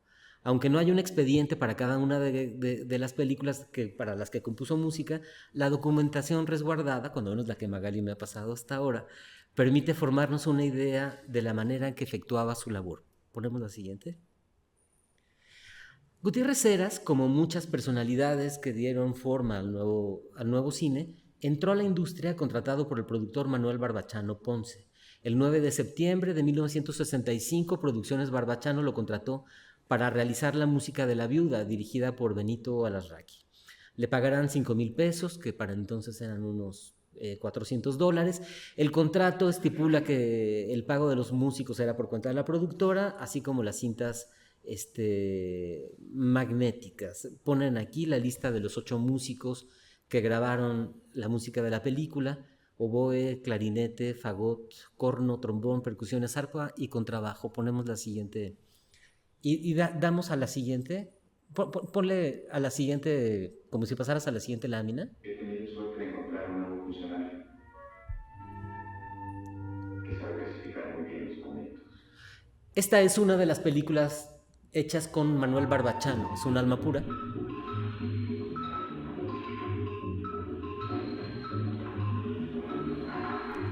Hasta ahí, y ponemos la siguiente. Y le damos a la siguiente para que se active.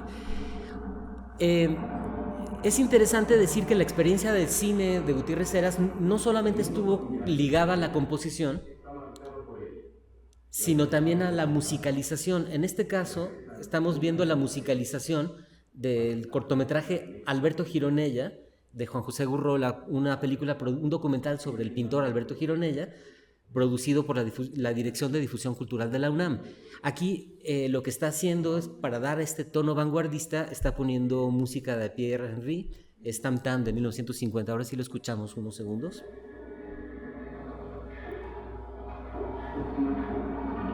Bien, con esto basta. Ponemos la siguiente.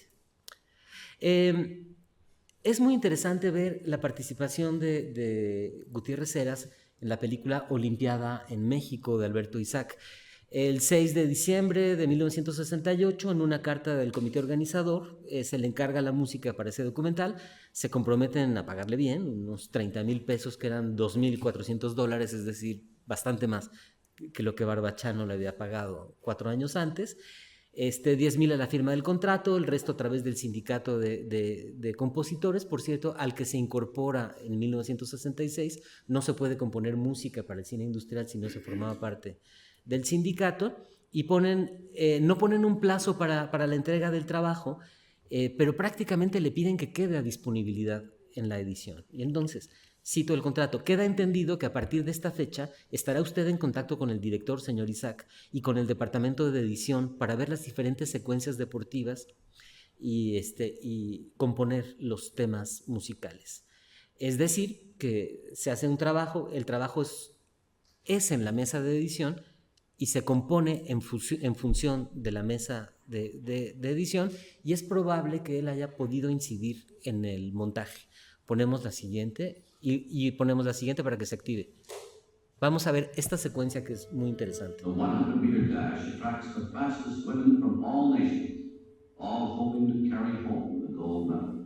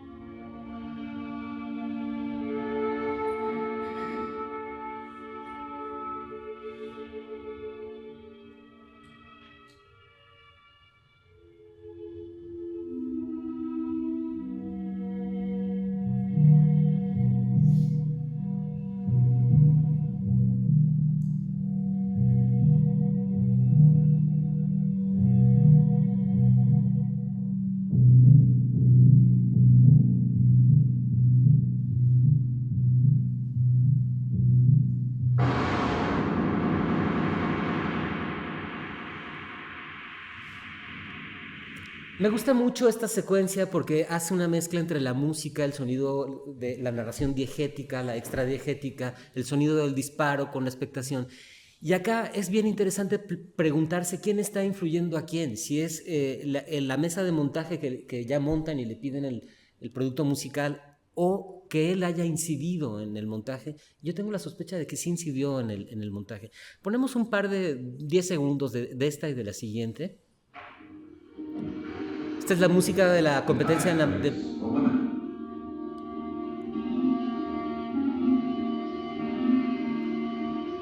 la sensación de ritmo y de desplazamiento. Pasamos a la siguiente. La anterior, la gimnasta rusa. Hay que ponerle el siguiente para que se active. Ahí está.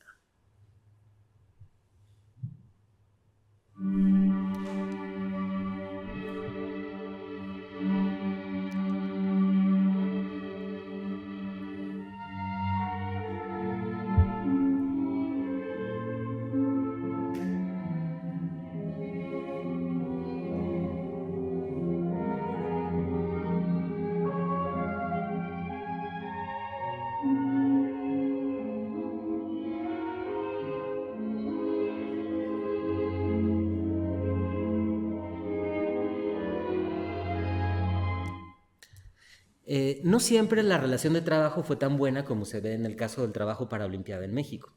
Hay ocasiones en donde el estilo del compositor no coincidía con los objetivos del productor. En 1970, Felipe Casals había invitado a Gutiérrez Heras a escribir la música para Zapata. Sin embargo, el productor Antonio Aguilar, el famoso cantante de rancheras, también productor, no estaba tan de acuerdo con su propuesta. El 7 de julio de 1970, Gutiérrez Heras escribió a Tony Aguilar que si su música no le parecía adecuada, pues estaba de acuerdo en que no se use en su totalidad y que de plano no aparezca su nombre en la lista de créditos. Y así fue. Finalmente la música fue de Salvador León, grandilocuente, como la idea de historia de Tony Aguilar. Este desacuerdo da cuenta de las diferencias creativas dentro de este nuevo cine. Aquí se impuso el criterio del productor por encima del director. Pasamos a la siguiente lámina. Pero quizá los documentos más intrigantes en el archivo son estos donde tienen anotaciones de intervención musical. Él se refería a ellos como los cue sheets en la correspondencia. Un buen ejemplo son estos que están viendo ustedes de la película Campanas Rojas, 1981, del director soviético en esa época, ruso, Sergei Bondarchuk. En este caso hay dos listas con indicaciones para la música de la película. A la izquierda, en español, probablemente escrita por el propio Gutiérrez Heras, con pequeñas marcas en azul y en rojo, otra en italiano, quizá escrita por Mario Morra, el editor de la cinta, que tiene marcas más precisas que incluyen metraje de la película, duración de la intervención musical, son 14 en total. Y aquí es interesante subrayar que no acompañan a toda la película, que apenas subrayan algunos momentos emotivos, los menos posible. En el anterior evento que se realizó aquí en la Facultad de Música, organizado por Consuelo Carredano, se mencionaba que Gutiérrez Heras mencionaba que a él le llamaba la atención que lo homenajearan como músico del cine, cuando él lo que había hecho era quitarle la música al cine. Son pocas intervenciones, pero en momentos significativos que ayudan a la narración cinematográfica. A mí me llama mucho la atención que en estas hojas no haya indicación de emociones, que es una cosa que las secuencias quieren construir. Específicamente, solamente son marcas de tiempo. La siguiente lámina. 5, sí. Ponemos esta de Renfield. Sí. En el archivo de Gutiérrez Heras, pocos expedientes permiten darse una idea de su forma de trabajo para el cine, como el intercambio de cartas con el productor Robert Renfield, en el que se acuerda la composición para la música de una película que se llamó Angel River en inglés, El Tesoro en español, dirigida por Sergio Oljovich en 1986. Gutiérrez Heras acuerda con Renfield componer la música para una película para esta película que ya les he mencionado, Y el convenio tiene los siguientes puntos. Se compromete a componer y orquestar la música de acuerdo a la copia en inglés de la película. Es decir, se hace la copia y después de la copia se hace la música. Se compromete a entregar la partitura orquestada el 4 de agosto. Esto quiere decir poco más de un mes de tiempo de composición, es decir, bastante corto. Se le pagarán $6,000 y en distintos pagos, le pagarán un boleto de avión redondo a Nueva York para que vaya a la grabación y supervise la grabación de la banda y acuerdan ponerle un crédito separado e incluso acuerdan un porcentaje de regalías en caso de que la música se venda, cosa que jamás sucedió que yo supiera, ¿verdad, Consuelo? En fin, en el caso de Gutiérrez Heras. Y el 15 de julio ya Gutiérrez Heras le cuenta a Renfield que ya está trabajando en la música y que está preparando estas hojas de las que les mostré hace un momento, los cue sheets, a partir de las notas que había tomado en las reuniones. Pero Gutiérrez Heras, el 15 de julio, a la mitad del proceso del trabajo, le urge al productor porque le envíe el footage definitivo para escribir la partitura final.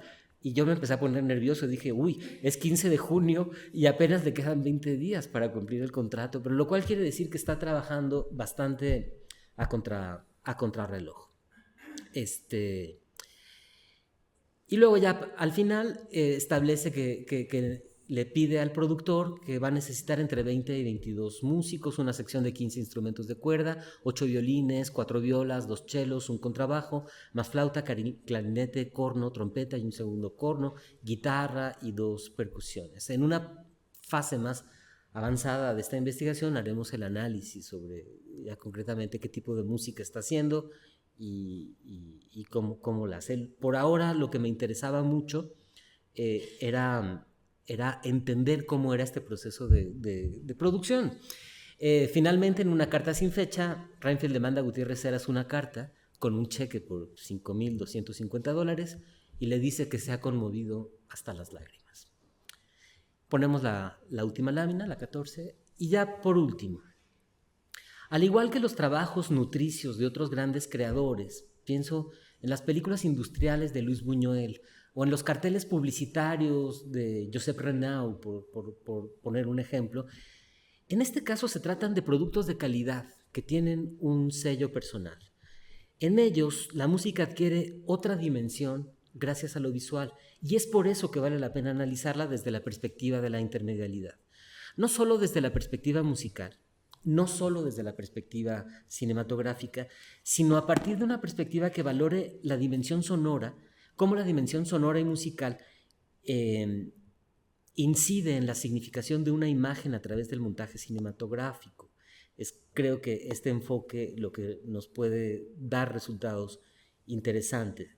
De alguna manera eso pasa con la música que Gutiérrez Heras hizo para ballet, como El Deportista, o aquella cantata para la poesía de Emilio Prados. Lo urgente, en este caso, es definir la especificidad de la intermedialidad del trabajo del músico dentro de lo cinematográfico. Muchas gracias.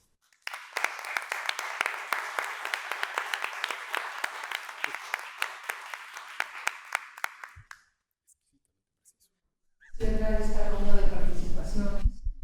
José Luis. Gracias. Bueno, buenas tardes a todos.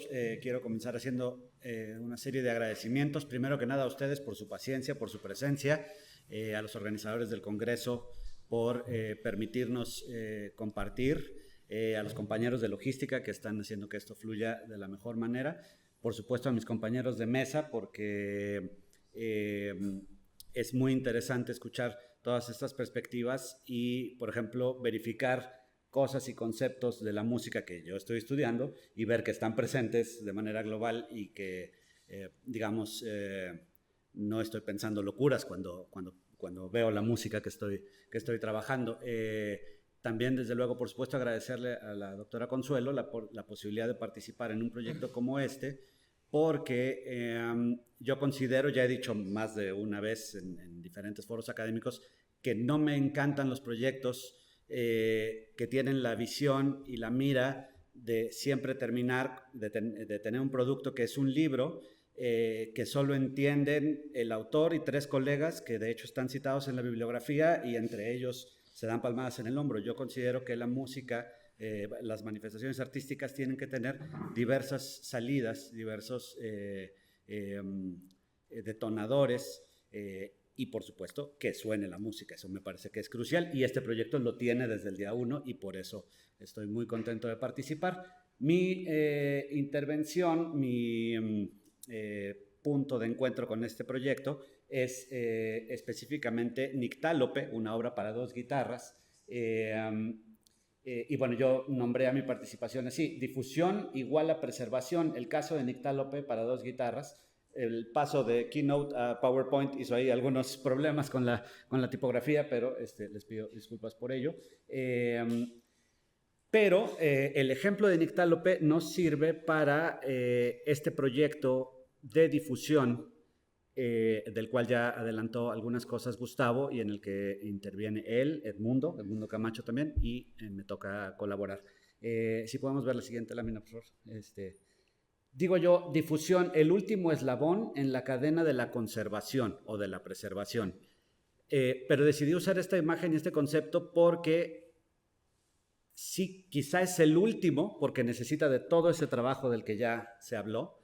Pero ¿qué pasa cuando se pone el último eslabón de una cadena? Ya no tenemos primero y último, ya más bien se vuelve una cosa que funciona circularmente y que sirve para, no sé, pensamos en la cadena de una bicicleta, por ejemplo, ¿no?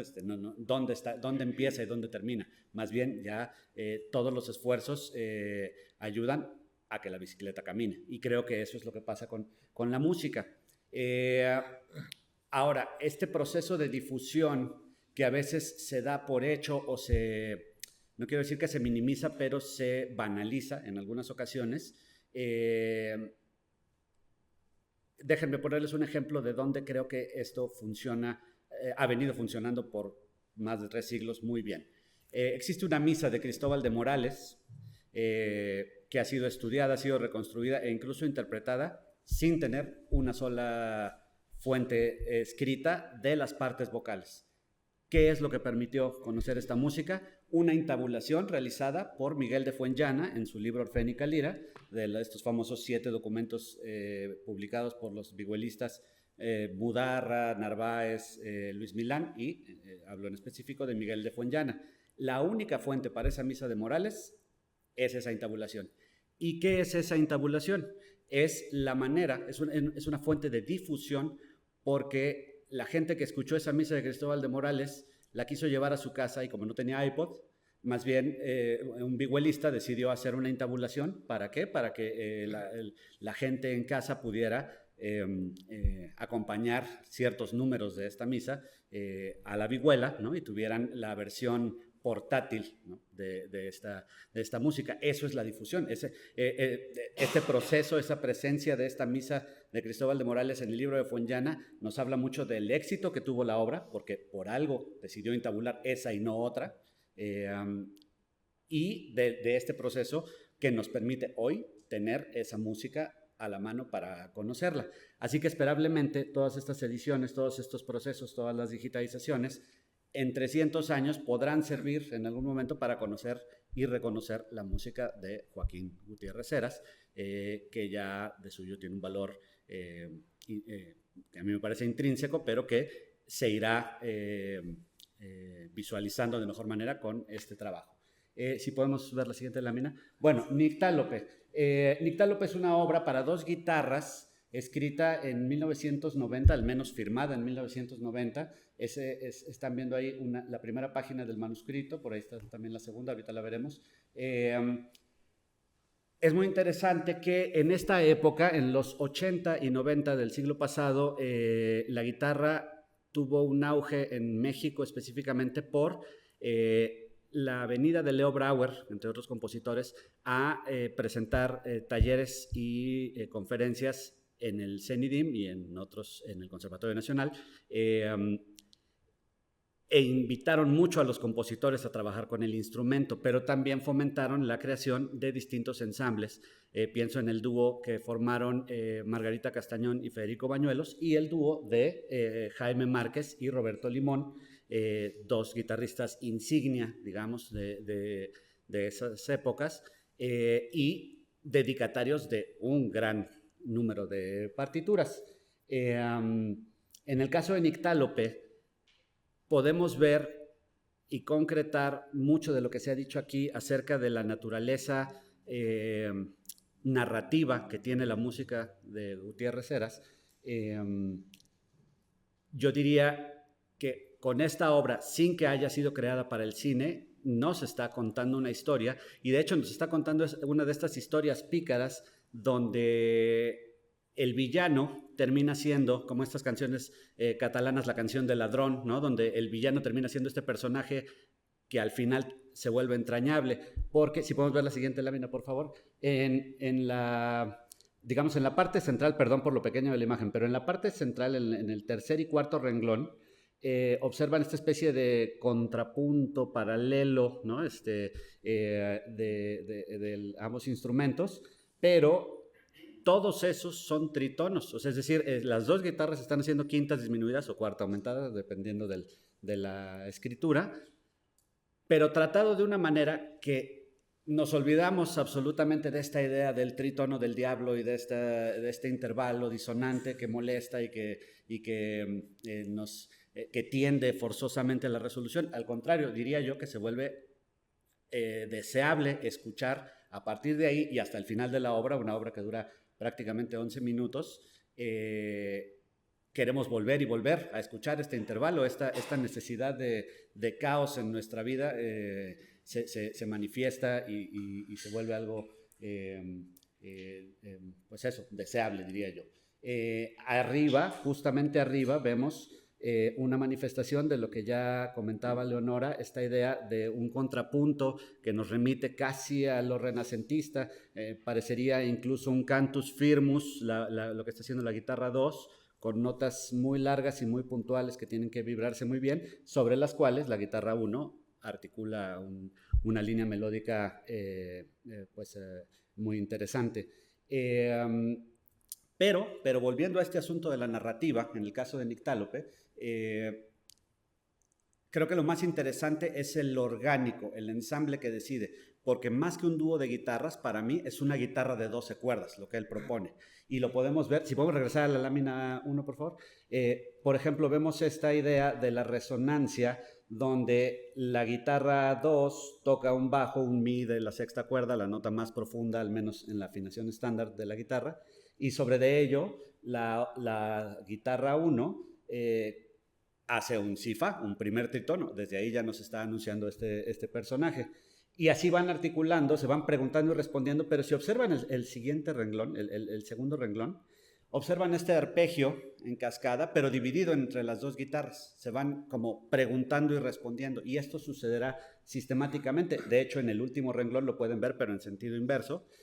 Ven un arpegio de 6 notas, pero en lugar de esas 6 notas quizá las podría hacer una sola guitarra, por tener las 6 cuerdas a mano, pero el hecho de que esté distribuida en ambas guitarras le confiere una espacialidad, una especie de estereofonía, y sin embargo articulan un discurso donde, insisto, para mí es como una gran guitarra de 12 cuerdas. Pero bueno, más allá del análisis de la obra, quería mostrar este manuscrito para que a partir de esos detalles y de todo el trabajo que se podrá hacer ya sumergiéndonos en la obra, vayamos a estos productos de difusión que son lo que nos ocupa. Podemos pasar a la siguiente, y esto es.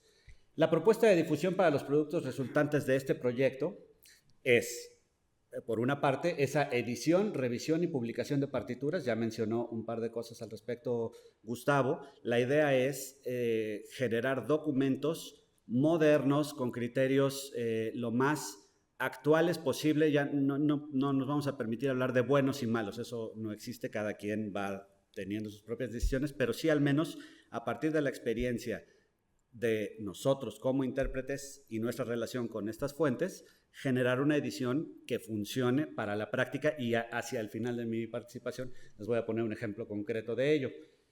Luego, el registro audiovisual, edición y publicación de actividades académicas. Como podrán ver, ahí tenemos una cámara que está grabando esta mesa, y la idea es socializar esta información vertida el día de hoy, y que llegue pues a quien le pueda interesar.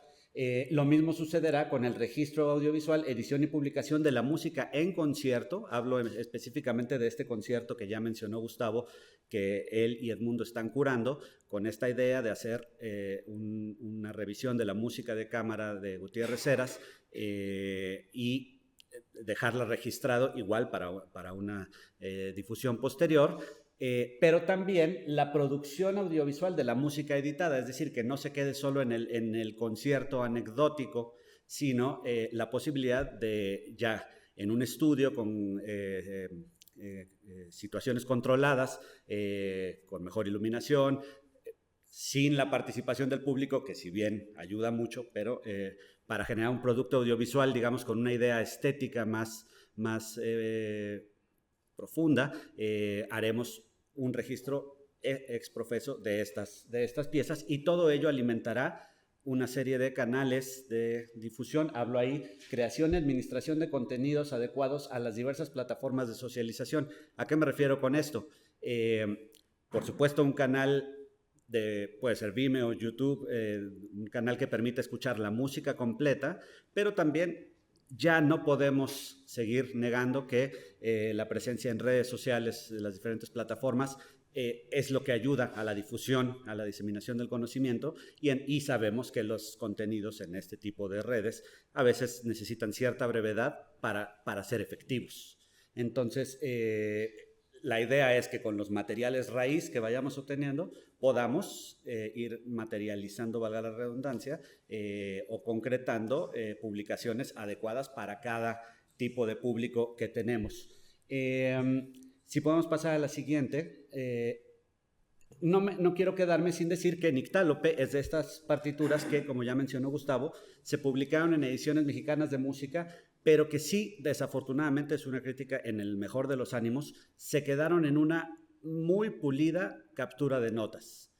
Se entiende muy bien. De hecho, si comparáramos página por página el manuscrito con la edición, veríamos que está muy pulcra la copia. Se nota la intervención del maestro Gutiérrez Heras, porque en el manuscrito él propone lugares donde él pone posible vuelta, y efectivamente en la edición ahí hay un cambio de página. En fin, se nota ese trabajo entre el autor y el copista, que por cierto es Jaime Márquez, uno de los guitarristas dedicatarios. Él fue el que hizo la copia. Sin embargo, la música, para que funcione con todo lo que ya les contaba hace rato, necesita cierta intervención. Y el mejor ejemplo que les puedo poner es en ese arpegio compartido del que les hablaba, en este caso en el segundo renglón de esta edición que estamos viendo. Tenemos un primer arpegio que desciende entre las dos guitarras, y luego el segundo arpegio. El maestro Gutiérrez Heras, tanto en su manuscrito como aquí en la edición, propone esta idea de lasciare vibrare, que todas las notas se mantengan sonando. Lo cual da una sensación arpística muy interesante. Sin embargo, en ese segundo arpegio, en esa segunda cascada, la penúltima y la última notas se tienen que hacer forzosamente sobre la misma cuerda. No hay manera de que puedan quedarse resonando. Entonces, en la propuesta que estoy haciendo, si puedes pasar, por favor, una más, por favor. En mi edición, en la propuesta, se darán cuenta que yo sí propongo el primer arpegio en cascada, pero el segundo, la última nota, se la devolví a la guitarra 1 para que tengan la posibilidad de la resonancia, que todos los intervalos queden por al menos el tiempo que permita el decay normal que tiene la cuerda de una guitarra, ¿no? Pero entonces, aunque parezcan detalles un poco burdos y específicos, todo ello en conjunto, el trabajo que estoy haciendo, porque no he terminado, permitirá lograr esta integración, esta simbiosis entre los dos instrumentos para formar un solo gran instrumento. Además de que la diferencia que yo haría entre esta propuesta de edición y la que vieron de Ediciones Mexicanas de Música es la idea de incluir digitaciones. ¿Por qué? Porque si, digamos, en este caso, con los años de experiencia que tengo en la guitarra y que tendrán mis colegas que verán y que harán el proofreading de la música, logramos dejar una partitura que pueda ser mucho más accesible para los estudiantes, ¿no? Garantizaremos por lo menos la posibilidad de que más personas puedan tocar la música. Y ya para ir cerrando, justo les quiero dar un dato, si podemos ir a la siguiente, aquí. Si buscamos en YouTube y en redes Nictálope de Joaquín Gutiérrez Heras, encontraremos 2 versiones. No está grabada comercialmente y solo encontramos 2 versiones en video. La primera es esta, que es una propuesta muy interesante porque se alinea con el espíritu del propio compositor. Si podemos ponerle play. Pero fíjense, en lo que pasa esto, les cuento a qué me refería con la idea de redefinir nuestra inmersión en las redes sociales. Este video en YouTube, con todos esos títulos, o sea, pasan 40 segundos antes de que yo escuche la primera nota. No sé si haya público que antes de escuchar esa primera nota ya se haya ido del video porque no escucha nada. Y vienen estos como créditos y tal. Creo que son cosas que hoy en día ya no funcionan del todo, y apenas la primera nota.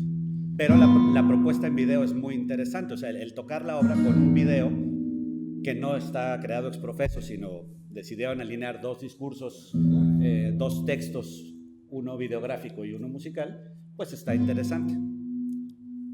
Escuchamos un momentito.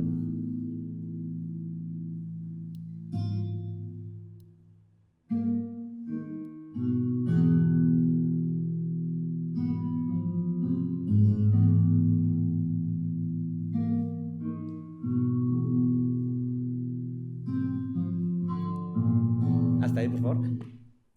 Por ejemplo, a lo que me refería, estos compañeros que hicieron esta versión estaban con sus partituras, las de Ediciones Mexicanas de Música, con una breve lamparita que apenas arrojaba una luz, y que hizo que esos 2 o 3 errorcillos o pequeñas fallas en la ejecución son el resultado de que no veían bien.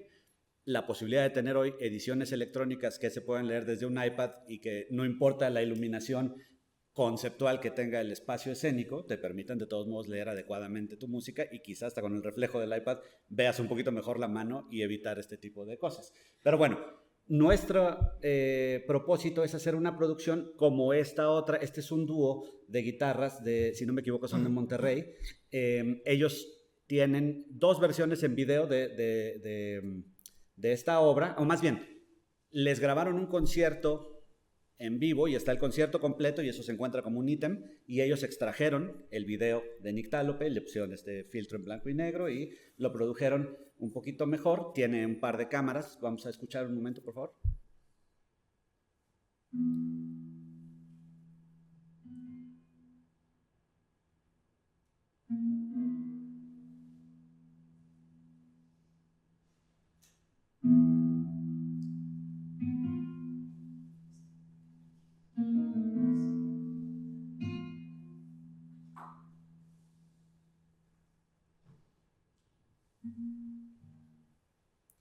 Bueno, es apenas un ejemplo, pero el asunto es, queremos llegar ahí, queremos que cada vez haya más versiones y sobre todo en las salas de concierto de nuestras escuelas de música, que cada vez suene más esta música. Muchas gracias, buenas tardes.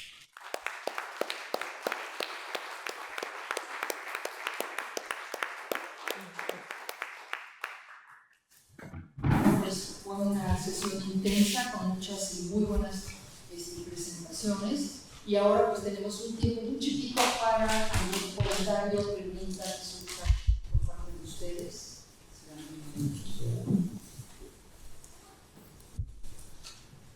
Liliana.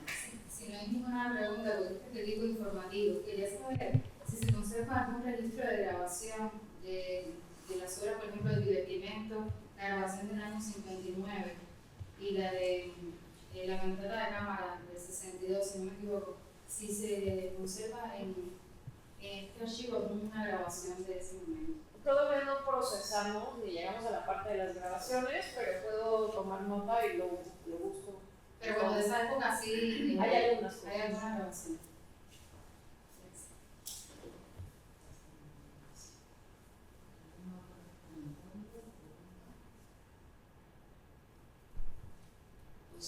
Creo que terminamos 4 minutos antes porque nos advirtieron que fuéramos muy puntuales. Ahora viene la hora de la comida y hay que volver. Y bueno, la gente tiene que descansar un poquito antes de volvernos a la reunión. Así que muchas gracias por su presencia a todos y a mis colegas su participación.